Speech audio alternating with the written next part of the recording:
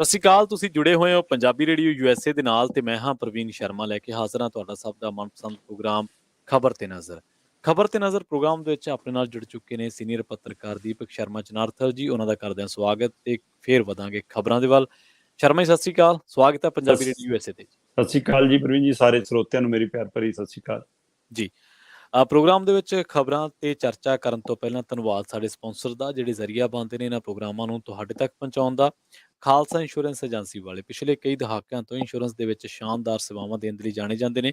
ਕਿਸੇ ਵੀ ਤਰ੍ਹਾਂ ਦੀ ਇੰਸ਼ੋਰੈਂਸ ਲੈਣੀ ਤਾਂ ਤੁਸੀਂ ਇਹਨਾਂ ਦੇ ਨਾਲ 408-272-2500 ਤੇ ਗੱਲ ਕਰ ਸਕਦੇ ਹੋ।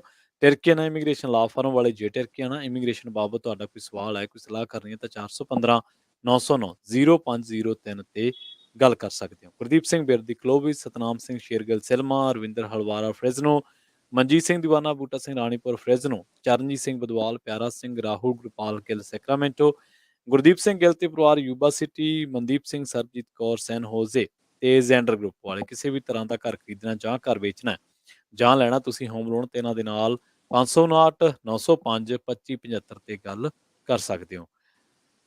ਖਬਰਾਂ ਦੇ ਵੱਲ ਵਧ ਗਏ ਤੇ ਸ਼ੁਰੂਆਤ ਕਰੀਏ ਪਾਣੀ ਤੋਂ। ਪਾਣੀ ਮੁੱਢਲੀ ਲੋੜ ਹੈ ਜ਼ਿੰਦਗੀ ਦੀ ਸ਼ਰਮਾ ਜੀ। ਬਿਲਕੁਲ। ਕੀ ਇਹ ਸੱਚ ਹੈ ਕਿ ਦੇਸ਼ ਦੀ 80% ਆਬਾਦੀ ਜ਼ਹਿਰੀਲਾ ਪਾਣੀ ਪੀ ਰਹੀ ਹੈ? ਬਿਲਕੁਲ ਪ੍ਰਵੀਨ ਜੀ, ਪਾਣੀ ਹੀ ਜੀਵਨ ਹੈ। ਮਤਲਬ ਬੰਦਾ ਰੋਟੀ ਤੋਂ ਬਿਨਾਂ ਤਾਂ ਕਹਿੰਦੇ 2 ਮਹੀਨੇ ਤੱਕ ਵੀ ਕੱਟ ਸਕਦਾ ਹੈ, ਪਰ ਪਾਣੀ ਤੋਂ ਬਿਨਾਂ ਹਫ਼ਤਾ ਨਹੀਂ ਜੀ ਸਕਦਾ ਫਿਰ। ਸੋ ਪਾਣੀ ਜੀਵਨ ਹੈ। ਔਰ ਪੰਜਾਬ 'ਚ ਤਾਂ ਜਿਹੜਾ ਮਤਲਬ ਕਿ ਪਾਣੀ ਆ ਉਹ ਕੁਦਰਤ ਨੇ ਇੰਨਾ ਸਾਨੂੰ ਬਖਸ਼ਿਆ ਕਿ ਅਸੀਂ ਉਹਦੀ ਪਰਵਾਹ ਹੀ ਨਹੀਂ ਕੀਤੀ। ਸੋ 5 ਦਰਿਆ ਕਹਿੰਦੇ ਕੋਈ ਚੱਕਰ ਨਹੀਂ ਗਾ, ਚੱਲਣ ਦੋ। ਪਰ ਅੱਜ ਚਿੰਤਾ ਵਾਲੀ ਸਥਿਤੀ ਬਣੀ ਹੋਈ ਹੈ। ਪਰ ਉਸ ਤੋਂ ਵੱਡੀ ਚਿੰਤਾ ਇਹ ਹੈ ਕਿ ਜਿਹੜਾ ਧਰਤੀ ਹੇਠਲਾ ਪਾਣੀ ਹੈ ਉਹਦੇ ਆਪਣਾ ਇੱਕ RO ਸਿਸਟਮ ਹੈ, ਉਹਦਾ ਆਪਣੀਆਂ ਇੱਕ ਲੇਅਰ ਨੇ, ਤੇ ਉਹ ਬੂੰਦ ਬੂੰਦ ਸਿਮ ਕੇ ਥੱਲੇ ਦੁਬਾਰਾ ਫਿਰ ਉਹ ਮਤਲਬ ਕਿ ਮੀਂਹ ਵਾਲਾ ਪਾਣੀ ਬਣ ਕੇ ਫਿਰ ਵੱਡੀ ਮਾਤਰਾ 'ਚ ਤੁਹਾਡੇ ਕੋਲੋਂ ਬਾਹਰ ਨਿਕਲ ਕੇ ਪੀਣ ਯੋਗ ਬਣਦਾ ਹੈ। ਪਰ ਅੱਜ ਉਹੀ ਧਰਤੀ ਹੇਠਲਾ ਪਾਣੀ ਜ਼ਹਿਰੀ ਬਣ ਗਿਆ। ਉਹਦੇ ਲਈ ਮਨੁੱਖੀ ਕੋਤਾਹੀਆਂ ਹੀ ਬੇਸ਼ੱਕ ਜ਼ਿੰਮੇਵਾਰ ਨੇ। ਔਰ ਇਹ ਤੁਸੀਂ ਅਸੀਂ ਨਹੀਂ, ਮਤਲਬ ਕਿ ਸੰਸਥਾਵਾਂ ਜਿਹੜੀਆਂ ਪਾਣੀਆਂ ਦੇ ਮਸਲਿਆਂ ਤੇ ਕੰਮ ਕਰਦੀਆਂ ਨੇ, ਲੋਕਾਂ ਨੂੰ ਚੇਤਨ ਕਰਦੀਆਂ ਨੇ, ਉਹ ਅਕਸਰ ਇਹਨਾਂ ਮਸਲਿਆਂ ਤੇ ਬੋਲਦੀਆਂ ਨੇ। ਪਰ ਹੁਣ ਸਰਕਾਰੀ ਦਸਤਾਵੇਜ਼ ਵੀ ਬੋਲਣ ਲੱਗੇ ਨੇ। ਸੋ ਸਰਕਾਰੀ ਅੰਕੜੇ ਵੀ ਇਸ ਮਸਲੇ ਦੀ ਗਵਾਹੀ ਭਰਨ ਲੱਗੇ ਨੇ। ਕੇਂਦਰੀ ਜਿਹੜਾ ਜਲ ਸ਼ਕਤੀ ਮੰਤਰਾਲਾ ਏ, ਉਹਦੀ ਜਿਹੜੀ ਇੱਕ ਦਸਤਾਵੇਜ਼ੀ ਰਿਪੋਰਟ ਹੈ, ਉਹਨਾਂ ਦੀ ਉਹ ਰਿਪੋਰਟ ਉਹਨਾਂ ਦੇ ਉਹ ਵੱਖ-ਵੱਖ ਵੈਬਸਾਈਟ ਤੇ ਅਪਲੋਡ ਹੈ, ਜਿਹੜੀ ਉਹਦੇ ਹਵਾਲੇ ਨਾਲ ਖਬਰ ਨਿਕਲ ਕੇ ਆ ਰਹੀ ਹੈ ਕਿ ਦੇਸ਼ ਦੀ 80% ਆਬਾਦੀ ਜਿਹੜੀ ਧਰਤੀ ਹੇਠਲਾ ਪਾਣੀ ਪੀਂਦੀ ਹੈ ਉਹ ਜ਼ਹਿਰ ਪੀ ਰਹੀ ਹੈ, ਪਾਣੀ ਨਹੀਂ ਪੀ ਰਹੀ। ਹੁਣ ਪਾਣੀ ਨਹੀਂ, ਲੋਕ ਜ਼ਹਿਰ ਪੀ ਰਹੇ ਨੇ। ਇਸ ਤੋਂ ਵੱਡੀ ਚਿੰਤਾ ਵਾਲੀ ਸਥਿਤੀ ਕੀ ਹੋ ਸਕਦੀ ਹੈ? ਔਰ ਮੈਂ ਇਸ ਗੱਲ ਨੂੰ ਇਸ ਲਈ ਜ਼ਿਆਦਾ ਗੰਭੀਰਤਾ ਨਾਲ ਲੈਣਾ ਚਾਹੁੰਦਾ ਸੀ ਜਦੋਂ ਆਪਾਂ ਗੱਲ ਕਰ ਰਹੇ ਸੀ, ਤੁਸੀਂ ਵੀ ਹੈਰਾਨ ਹੋਏ ਕਿ ਏਦਾਂ ਵੀ ਹੋ ਸਕਦਾ। ਸੋ ਪੰਜਾਬ ਅਸੀਂ ਲਗਾਤਾਰ ਹੁਣ ਦੇਖ ਰਹੇ ਹਾਂ ਕਿ ਉਸ ਮਾਰ ਦੇ ਹੇਠ ਹੈ। ਖਾਸ ਕਰਕੇ ਮਤਲਬ ਲੁਧਿਆਣੇ ਤੋਂ, ਜਲੰਧਰ ਤੋਂ ਜਿੰਨਾ ਵੀ ਪਾਣੀ ਅਬੋਹਰ, ਫਾਜ਼ਿਲਕਾ ਉਸ ਖੇਤਰ ਨੂੰ ਜਾ ਰਿਹਾ, ਉਹਨਾਂ ਪਿੰਡਾਂ ਨੂੰ ਜਾ ਰਿਹਾ, ਤੇ 12-13 ਜ਼ਿਲ੍ਹੇ ਸਾਡੇ ਉਸ ਤੋਂ ਅੱਗੇ ਕਵਰ ਹੋ ਕੇ ਉਹ ਗੰਗਾਨਗਰ ਤੋਂ ਲੈ ਕੇ ਜੈਪੁਰ ਤੱਕ ਸਾਰਾ ਉਹ ਪਾਣੀ, ਨਹਿਰੀ ਪਾਣੀ ਵੀ ਜ਼ਹਿਰੀ ਹੈ। ਸੋ ਇਹ ਦੋਵੇਂ ਪਾਣੀਆਂ ਦਾ ਮਸਲਾ। ਪਰ ਅੱਜ ਜਿਹੜੇ ਅੰਕੜਿਆਂ ਦੀ ਆਪਾਂ ਚਰਚਾ ਕਰਨ ਲੱਗੇ ਹਾਂ, ਮੈਂ ਇਹ ਜਲ ਸ਼ਕਤੀ ਮੰਤਰਾਲੇ ਦੇ ਹਵਾਲੇ ਨਾਲ ਇਹ ਗੱਲ ਕਰ ਰਹੇ, ਜਿਹੜੇ ਉਹਨਾਂ ਦੇ ਦਸਤਾਵੇਜ਼ ਸਾਹਮਣੇ ਆ ਰਹੇ ਨੇ ਕਿ ਉਹ ਦਸਤਾਵੇਜ਼ ਦੱਸਦੇ ਨੇ ਕਿ ਦੇਸ਼ ਦੀ 80% ਆਬਾਦੀ ਹੈ ਜਿਹੜੀ ਉਹ ਪਾਣੀ ਨਹੀਂ, ਜ਼ਹਿਰ ਪੀ ਰਹੀ ਹੈ। ਜ਼ਹਿਰੀਲੀਆਂ ਧਾਤਾਂ ਨੇ, ਭਾਰੀ ਧਾਤਾਂ ਨੇ, ਰਸਾਇਣਿਕ ਧਾਤਾਂ ਨੇ, ਤੇ ਵੱਡੀ ਮਾਤਰਾ 'ਚ ਆਇਰਨ ਹੈ। ਹੁਣ ਆਇਰਨ ਸਾਡੇ ਲਈ ਇੱਕ ਸ਼ਬਦ ਬੜਾ ਮਜ਼ਬੂਤ ਸ਼ਬਦ ਰਿਹਾ ਕਿ ਭਾਈ ਆਇਰਨ ਖਾਣਾ ਚਾਹੀਦਾ ਹੈ, ਆਇਰਨ ਵਾਲੀਆਂ ਚੀਜ਼ਾਂ ਲੈਣੀ ਚਾਹੀਦੀਆਂ, ਧੁੱਪੇ ਬੈਠੋ ਜੀ, ਸੰਤਰੇ ਖਾਓ ਜੀ, ਉਹ ਸਾਰਾ ਕੁਛ। ਪਰ ਇੱਧਰ ਪਾਣੀ ਦੇ ਵਿੱਚ ਆਇਰਨ ਜੇ ਤੈਅ ਮਾਤਰਾ ਤੋਂ ਜ਼ਿਆਦਾ ਹੈ ਤਾਂ ਉਹ ਜ਼ਹਿਰ ਬਣ ਜਾਂਦਾ। ਸੋ ਇਹ ਇੱਕ ਨਵੀਂ ਫਿਕਰਮੰਦੀ ਆ। ਦੇਸ਼ ਦੇ ਕੁੱਲ ਪ੍ਰਵੀਨ ਜੀ ਕਹਿੰਦੇ 773 ਜ਼ਿਲ੍ਹੇ ਨੇ। ਉਹਨਾਂ ਜ਼ਿਲ੍ਹਿਆਂ ਚੋਂ 209 ਜ਼ਿਲ੍ਹਿਆਂ ਦੇ ਧਰਤੀ ਹੇਠਲੇ ਪਾਣੀ ਦੇ ਵਿੱਚ ਜ਼ਹਿਰੀਲੀ ਭਾਰੀ ਮੈਟਲ ਹੈ, ਭਾਰੀ ਰਸਾਇਣਿਕ ਧਾਤਾਂ ਨੇ। ਤੇ ਇਸੇ ਤਰ੍ਹਾਂ 491 ਜ਼ਿਲ੍ਹੇ ਇਹਨਾਂ ਚੋਂ ਅਜਿਹੇ ਨੇ ਜਿਨ੍ਹਾਂ 'ਚ ਜ਼ਿਆਦਾ ਮਾਤਰਾ 'ਚ ਆਇਰਨ ਪਾਇਆ ਗਿਆ। ਤੇ ਇਹ ਸਾਰਾ ਉਹ ਹੈ ਜਿਹੜਾ ਧਰਤੀ ਹੇਠੋਂ ਪਾਣੀ ਕੱਢ ਕੇ ਵਰਤਦੇ ਨੇ, ਪੀਂਦੇ ਨੇ। ਔਰ ਇਹਦੇ ਲਈ ਹੋਰ ਵੀ ਫਿਕਰਮੰਦੀ ਵਾਲੀ ਗੱਲ ਇਹ ਹੈ ਕਿ ਅਸੀਂ ਅਕਸਰ ਕਹਿੰਦੇ ਹਾਂ ਕਿ ਸ਼ਹਿਰਾਂ ਨਾਲੋਂ ਪਿੰਡਾਂ 'ਚ ਸਥਿਤੀ ਠੀਕ ਹੈ, ਸ਼ਹਿਰਾਂ ਨਾਲੋਂ ਪਿੰਡਾਂ ਦਾ ਵਾਤਾਵਰਨ ਵਧੀਆ, ਪਰ ਇੱਥੇ ਇਸ ਪਾਣੀ ਵਾਲੇ ਮਾਮਲੇ 'ਚ ਪਿੰਡਾਂ ਵਾਲੀ ਸਥਿਤੀ ਜ਼ਿਆਦਾ ਮਾੜੀ ਹੈ। ਧਰਤੀ ਹੇਠਲਾ ਪਾਣੀ ਸ਼ਹਿਰਾਂ ਨਾਲੋਂ ਜ਼ਿਆਦਾ ਪਿੰਡਾਂ 'ਚ ਪੀਤਾ ਜਾ ਰਿਹਾ। ਸ਼ਹਿਰਾਂ 'ਚ ਜਿਹੜਾ ਪਾਣੀ ਆਉਂਦਾ, ਜੇ ਉਹ ਧਰਤੀ ਹੇਠੋਂ ਆਉਂਦਾ ਵੀ ਹੈ ਤਾਂ ਉਹਦੇ ਲਈ ਵੀ ਟ੍ਰੀਟਮੈਂਟ ਸਿਸਟਮ ਹੈਗਾ, ਉਹ ਟ੍ਰੀਟ ਜੀ ਹੋ ਕੇ ਆਉਂਦਾ। ਜੇ ਨਹਿਰਾਂ ਚੋਂ ਲੈ ਕੇ, ਦਰਿਆਵਾਂ ਚੋਂ ਲੈ ਕੇ, ਨਦੀਆਂ ਚੋਂ ਲੈ ਕੇ ਸ਼ਹਿਰਾਂ ਨੂੰ ਪਾਣੀ ਸਪਲਾਈ ਕੀਤਾ ਜਾਂਦਾ ਤਾਂ ਉਹ ਵੀ ਟ੍ਰੀਟਮੈਂਟ ਸਿਸਟਮ 'ਚ ਹੋ ਕੇ ਆਉਂਦਾ। ਪਰ ਪਿੰਡਾਂ 'ਚ ਅਜੇ ਵੀ ਜੇ ਨਲਕਿਆਂ ਚੋਂ, ਖੂਹਾਂ ਚੋਂ ਬੋਰ ਕਰਕੇ, ਟੋਲੂ ਪੰਪ ਲਾ ਕੇ ਧਰਤੀ ਹੇਠਲਾ ਪਾਣੀ ਕੱਢਿਆ ਜਾਂਦਾ ਤਾਂ ਉਹ ਡਾਇਰੈਕਟ ਆ ਰਿਹਾ। ਤੇ ਇਸ ਲਈ ਇਹਦੀ ਸਥਿਤੀ ਪਿੰਡਾਂ 'ਚ ਜ਼ਿਆਦਾ ਖਤਰਨਾਕ ਹੈ। ਜਿਹੜੀ ਰਿਪੋਰਟ ਹੈ ਉਹ ਦੱਸਦੀ ਹੈ ਕਿ ਜਿਹੜਾ ਮਤਲਬ ਕਿ ਆਇਰਨ ਆ ਉਹ ਇੰਨਾ ਵੱਧ ਹੁਣ ਪਾਇਆ ਜਾ ਰਿਹਾ ਇਸ ਪਾਣੀ ਦੇ ਵਿੱਚ ਕਿ ਉਹ ਆਇਰਨ ਦੀ ਥਾਂ ਦੇ ਉੱਤੇ ਜ਼ਹਿਰ ਦਾ ਕੰਮ ਕਰਨ ਲੱਗਿਆ। ਤੇ ਇਸੇ ਤਰ੍ਹਾਂ ਜਿਹੜੀਆਂ ਭਾਰੀ ਧਾਤਾਂ ਨੇ, ਰਸਾਇਣਿਕ ਜਿਹੜੀਆਂ ਧਾਤਾਂ ਨੇ, ਜਾਂ ਡਾਈ ਇੰਡਸਟਰੀ ਵਰਗਾ ਜਿਹੜਾ ਜ਼ਹਿਰ ਆਉਂਦਾ, ਜਾਂ ਜਿਹੜਾ ਸਾਡਾ ਮਲ ਮੂਤਰ ਵਾਲਾ ਦੂਸਰਾ ਪਸ਼ੂਆਂ ਵਾਲਾ ਵੀ ਆਉਂਦਾ, ਉਹ ਇੰਨਾ ਭਾਰੀ ਬਣ ਜਾਂਦਾ ਕਿ ਉਹ ਸਾਫ਼ ਹੀ ਨਹੀਂ ਹੁੰਦਾ ਫਿਰ। ਸੋ ਜੀ ਇਸ ਲਈ ਉਹਦਾ ਅਸਰ ਇਹ ਹੁੰਦਾ ਕਿ ਫਿਰ ਕੈਂਸਰ, ਕਾਲਾ ਪੀਲੀਆ, ਚਮੜੀ ਦੇ ਰੋਗ, ਅਪੰਗਤਾ, ਢਿੱਡ ਦੀਆਂ ਬਿਮਾਰੀਆਂ, ਕਿਡਨੀ ਦੇ ਰੋਗ, ਅਜਿਹੇ ਕਿੰਨੀਆਂ ਹੀ, ਇਹ ਲਾਈਨ ਬਹੁਤ ਲੰਬੀ ਹੈ ਕਿ ਅਜਿਹੀਆਂ ਬਿਮਾਰੀਆਂ ਦੇ ਬੱਚੇ ਸ਼ਿਕਾਰ ਜਾਂ ਲੋਕ ਸ਼ਿਕਾਰ ਹੁੰਦੇ ਨੇ। ਹੁਣ ਇਹਦੇ ਵਿੱਚ ਆ ਰਿਹਾ ਕਿ 11 ਸੂਬਿਆਂ ਦੇ 29 ਜ਼ਿਲ੍ਹੇ ਨੇ ਦੇਸ਼ ਦੇ ਵਿੱਚ, ਜਿਨ੍ਹਾਂ ਦੇ ਮਤਲਬ ਕਿ ਕੈਡੀਅਮ ਨਾਂ ਦੀ ਇੱਕ ਕੈਮੀਕਲ ਟਾਈਪ, ਮਤਲਬ ਕਿ ਧਾਤ ਟਾਈਪ ਪਾਇਆ ਜਾਂਦਾ ਤੇ ਉਹਦੀ ਕਹਿੰਦੇ 0.3 ਮਿਲੀਗ੍ਰਾਮ ਪ੍ਰਤੀ ਲੀਟਰ ਤੋਂ ਜ਼ਿਆਦਾ ਮਾਤਰਾ ਹੈ ਉਹਦੇ ਵਿੱਚ। ਇਸੇ ਤਰ੍ਹਾਂ 16 ਸੂਬਿਆਂ ਦੇ 62 ਜ਼ਿਲ੍ਹਿਆਂ ਦੇ ਵਿੱਚ ਕੋਰੀਅਮ ਪਾਇਆ ਜਾ ਰਿਹਾ, ਕਹਿੰਦੇ ਉਹ 0.5 ਮਿਲੀਗ੍ਰਾਮ ਪ੍ਰਤੀ ਲੀਟਰ ਤੋਂ ਜ਼ਿਆਦਾ ਹੈ। ਇਸੇ ਤਰ੍ਹਾਂ 18 ਸੂਬਿਆਂ ਦੇ 152 ਦੇ ਕਰੀਬ ਜ਼ਿਲ੍ਹਿਆਂ ਦੇ ਵਿੱਚ ਯੂਰੇਨੀਅਮ ਪਾਇਆ ਜਾ ਰਿਹਾ। ਸੋ ਇਸ ਲਈ ਅੱਗੇ ਛੋਟੇ ਹੁੰਦੇ ਪੜ੍ਹਦੇ ਸੀਗੇ ਗਲ ਘੋਟੂਆ ਹੋ ਗਿਆ ਜੀ, ਪਾਣੀ ਭਾਰੀ ਹੈ ਜੀ, ਹੈ ਨਾ, ਇਸ ਲਈ, ਜਾਂ ਢਿੱਡ ਦੀ ਬਿਮਾਰੀ। ਪਰ ਹੁਣ ਆ ਪੂਰੇ ਦੇਸ਼ ਦੀ ਸਥਿਤੀ ਹੈ। ਸੋ ਇਸ ਦੇ ਵਿੱਚ ਪੰਜਾਬ ਦੇ ਵਿੱਚ ਜੇਕਰ ਆਪਾਂ ਜਿਵੇਂ ਦਰਿਆਈ ਪਾਣੀਆਂ ਦੀ ਗੱਲ ਕਰ ਰਹੇ ਹਾਂ, ਬੁੱਢੇ ਨਾਲੇ ਵਾਲੀ ਗੱਲ ਕਰ ਰਹੇ ਹਾਂ, ਸਤਲੁਜ ਪੈਂਦੇ ਜ਼ਹਿਰ ਦੀ ਗੱਲ ਕਰ ਰਹੇ ਹਾਂ, ਜੇਕਰ ਕਿਸੇ ਨੇ ਸਥਿਤੀ ਸਮਝਣੀ ਹੋਵੇ ਤਾਂ ਹਰੀਕੇ ਪੱਤਣ ਜਾਵੇ। ਹਰੀਕੇ ਪੱਤਣ ਸਤਲੁਜ ਤੇ ਬਿਆਸ ਦਾ ਸੁਮੇਲ ਹੈ ਜੀ, ਬਿਲਕੁਲ। ਬੜਾ ਚੰਗਾ ਦ੍ਰਿਸ਼ ਲੱਗਦਾ ਦੇਖਣ ਨੂੰ। ਪਰ ਜਦੋਂ ਤੁਸੀਂ ਉਹਦੇ ਨੇੜੇ ਜਾਂਦੇ ਹੋ ਨਾ ਜੀ, ਫਿਰ ਤੁਹਾਨੂੰ ਇੱਕ ਪਾਸੇ ਖੁਸ਼ੀ ਤੇ ਦੂਏ ਪਾਸੇ ਰੋਣਾ। ਪ੍ਰਵੀਨ ਜੀ, ਮੈਂ ਪਿਛਲੇ ਹਫ਼ਤੇ ਉੱਥੇ ਜਾ ਕੇ ਆਇਆ ਤੇ ਜਦੋਂ ਅਸੀਂ ਦੇਖਦੇ ਹਾਂ ਉੱਥੇ ਕਿ ਜਿੱਥੇ ਸਤਲੁਜ ਤੇ ਬਿਆਸ ਆ ਕੇ ਮਿਲਦੇ ਨੇ, ਹਾਂਜੀ, ਬਿਆਸ ਦੇ ਸਤਲੁਜ ਨਾਲ ਮਿਲਣ ਤੋਂ ਪਹਿਲਾਂ ਮਤਲਬ ਇੱਕ ਬਾਂਹ ਫੁੱਟ ਦੀਆਂ ਲੰਬੀਆਂ, ਬਾਂਹ ਦੇ ਸਾਈਜ਼ ਦੀਆਂ ਇੱਕ ਜਿਹੜੀਆਂ ਮੱਛੀਆਂ, ਸੈਂਕੜੇ ਮੱਛੀਆਂ ਛਾਲਾਂ ਮਾਰ ਰਹੀਆਂ ਨੇ ਪਾਣੀ 'ਚ, ਕਲੋਲਾਂ ਕਰ ਰਹੀਆਂ ਨੇ ਜੀ। ਤੇ ਜਿੱਦਾਂ ਹੀ ਉਹ ਆ ਕੇ ਸਤਲੁਜ ਨਾਲ ਮਿਲਦਾ ਹੈ ਤੇ ਉਹਦਾ ਰੰਗ ਵੀ ਕਾਲੇ ਪਾਣੀ 'ਚ ਵਟ ਜਾਂਦਾ ਹੈ ਤੇ ਮੱਛੀ ਉਹ ਤੋਂ ਅੱਗੇ ਛਾਲ ਮਾਰਦੀ ਨਹੀਂ ਦਿਖਦੀ। ਇਹਦਾ ਮਤਲਬ ਪੰਛੀਆਂ ਨੂੰ ਵੀ, ਜੀਵ ਜੰਤੂਆਂ ਨੂੰ ਵੀ, ਇਹਨਾਂ ਨੂੰ ਵੀ ਪਤਾ ਹੈ ਕਿ ਭਾਈ ਇਹ ਹੁਣ ਜ਼ਹਿਰੀ ਹੋ ਗਿਆ। ਉੱਥੇ ਵਿਦੇਸ਼ੀ ਜਿਹੜਾ ਪੰਛੀ ਆਉਂਦੇ ਸੀ ਉਹਨਾਂ ਦੀ ਮਾਤਰਾ ਲਗਾਤਾਰ ਘਟ ਰਹੀ ਹੈ ਉਹਦੇ ਵਿੱਚ। ਮਤਲਬ ਕਿ ਉਹ ਪਤਾ ਲੱਗ ਰਿਹਾ ਸਤਲੁਜ ਜਿੱਥੇ ਆ ਕੇ ਮਿਲਦਾ ਉਹ ਕਾਲਾ ਹੈ, ਉਹ ਜ਼ਹਿਰੀ ਹੈ। ਤੇ ਉਹ ਕਿਉਂਕਿ ਉਹ 'ਚ ਬੁੱਢਾ ਦਰਿਆ, ਜਲੰਧਰ ਦਾ, ਲੁਧਿਆਣੇ ਦਾ, ਉਹ ਫਿਰ ਬਾਕੀ ਸ਼ਹਿਰਾਂ ਦਾ, ਉਹ ਸਾਰਾ ਗੰਦ, ਕੈਮੀਕਲ ਫੈਕਟਰੀਆਂ ਦਾ ਗੰਦ ਉਹ ਪੈ ਰਿਹਾ। ਤੇ ਦੂਸਰੇ ਪਾਸੇ ਧਰਤੀ ਵਾਲੇ ਪਾਣੀ ਦੀ ਸਥਿਤੀ ਕੀ ਆ ਕਿ ਆ ਰੋਪੜ ਦੇ ਨਾਲ ਲੱਗਦੇ ਪਿੰਡਾਂ ਦੇ ਵਿੱਚ ਪਿੰਡਾਂ ਨੇ ਆਪਣੇ ਛੱਪੜਾਂ ਨੂੰ ਡੂੰਘਾ ਪੱਟ ਲਿਆ ਕਿ ਪਿੰਡ ਦਾ ਗੰਦ ਪੈਣ ਨੂੰ ਜੀ ਡਰੇਨ ਨਹੀਂ ਹੈਗੀ ਜੀ, ਕੋਈ ਜਾਣ ਨੂੰ ਨਹੀਂ ਹੈਗਾ ਜੀ, ਉਹ ਛੱਪੜ ਡੂੰਘੇ ਕਰ ਦਿਓ ਤਾਂ ਕਿ ਉਹ 'ਚ ਗਿਰੀ ਜਾਵੇ। ਉਹ ਡੂੰਘੇ ਕਰਿਆਂ ਦਾ ਅਸਰ ਇਹ ਹੋ ਗਿਆ ਕਿ ਖੇਤਾਂ ਦੀਆਂ ਮੋਟਰਾਂ 'ਚੋਂ ਮਤਲਬ ਕਿ ਗੰਦਾ ਪਾਣੀ ਨਿਕਲਣ ਲੱਗ ਗਿਆ। ਚਲੋ, ਜੀਰੇ ਦੀ ਤਾਜ਼ਾ ਉਦਾਹਰਨ ਕਿ ਜਿਹੜੀਆਂ ਮਤਲਬ ਕਿ ਵੱਡੀਆਂ ਰਾਜਨੀਤਿਕ ਪਹੁੰਚ ਵਾਲੀਆਂ ਧਿਰਾਂ ਨੇ ਉਹਨਾਂ ਦੀ ਸ਼ਰਾਬ ਦੀ ਫੈਕਟਰੀ ਆ ਜੀ, ਤੇ ਉਹ ਸ਼ਰਾਬ ਦੀ ਫੈਕਟਰੀ ਪਿੰਡਾਂ ਦੇ ਪੰਚਾਇਤਾਂ ਦੇ ਮਤੇ ਪਵਾ ਕੇ ਕਹਿੰਦੇ ਲਵਾਈ ਗਈ ਤੇ ਪਿੰਡਾਂ 'ਚ ਲੋਕਾਂ ਨੂੰ ਕਿਹਾ ਕਿ ਬਾਈ ਤੁਹਾਨੂੰ ਰੁਜ਼ਗਾਰ ਮਿਲੂਗਾ। ਔਰ ਅਸੀਂ ਉੱਥੇ ਮੌਕੇ ਤੇ ਗਏ ਪ੍ਰਵੀਨ ਜੀ, ਪਤਾ ਲੱਗਾ ਕਿ ਰੁਜ਼ਗਾਰ ਤਾਂ ਮਿਲਿਆ ਜੀ, ਬਹੁਤ ਗਿਣਤੀ ਪੰਜਾਬੀਆਂ ਨੂੰ ਰੁਜ਼ਗਾਰ ਮਿਲਿਆ। ਪਰ ਉਹ ਕਹਿੰਦੇ ਕਿ ਉਸ ਰੁਜ਼ਗਾਰ ਦਾ ਕੀ ਕਰੀਏ ਕਿ ਜੇ ਜਵਾਕ ਸਾਡਾ 15 ਤੋਂ 20 ਹਜ਼ਾਰ ਕਮਾ ਕੇ ਲਿਆ ਰਿਹਾ ਤੇ ਘਰੇ ਇਲਾਜ ਤੇ ਹਰ ਮਹੀਨੇ 30 ਹਜ਼ਾਰ ਦਾ ਦਵਾਈਆਂ ਤੇ ਖਰਚਾ ਹੋ ਰਿਹਾ, ਉਹ ਕਿਹੜਾ ਰੁਜ਼ਗਾਰ ਹੈ। ਉੱਥੇ ਸਥਿਤੀ ਇਹ ਆ ਕਿ ਆਲੇ ਦੁਆਲੇ ਦੀਆਂ ਮੋਟਰਾਂ 'ਚੋਂ ਲਾਹਣ ਨਿਕਲਣ ਲੱਗਾ ਜੀ। ਮਤਲਬ ਇਸ ਕਦਰ ਦਾ ਲਾਹਣ ਹੈ ਕਿ ਜਿਵੇਂ ਨਿਰੀ ਦਾਰੂ ਹੋਵੇ, ਤੁਸੀਂ ਬੋਤਲਾਂ 'ਚ ਪਾ ਕੇ ਵੇਚ ਲਓ ਤੇ ਉਹ ਮੁਸਕ ਮਾਰਦਾ ਤੇ ਉਹ ਸ਼ਰੇਆਮ ਜ਼ਹਿਰ ਆ।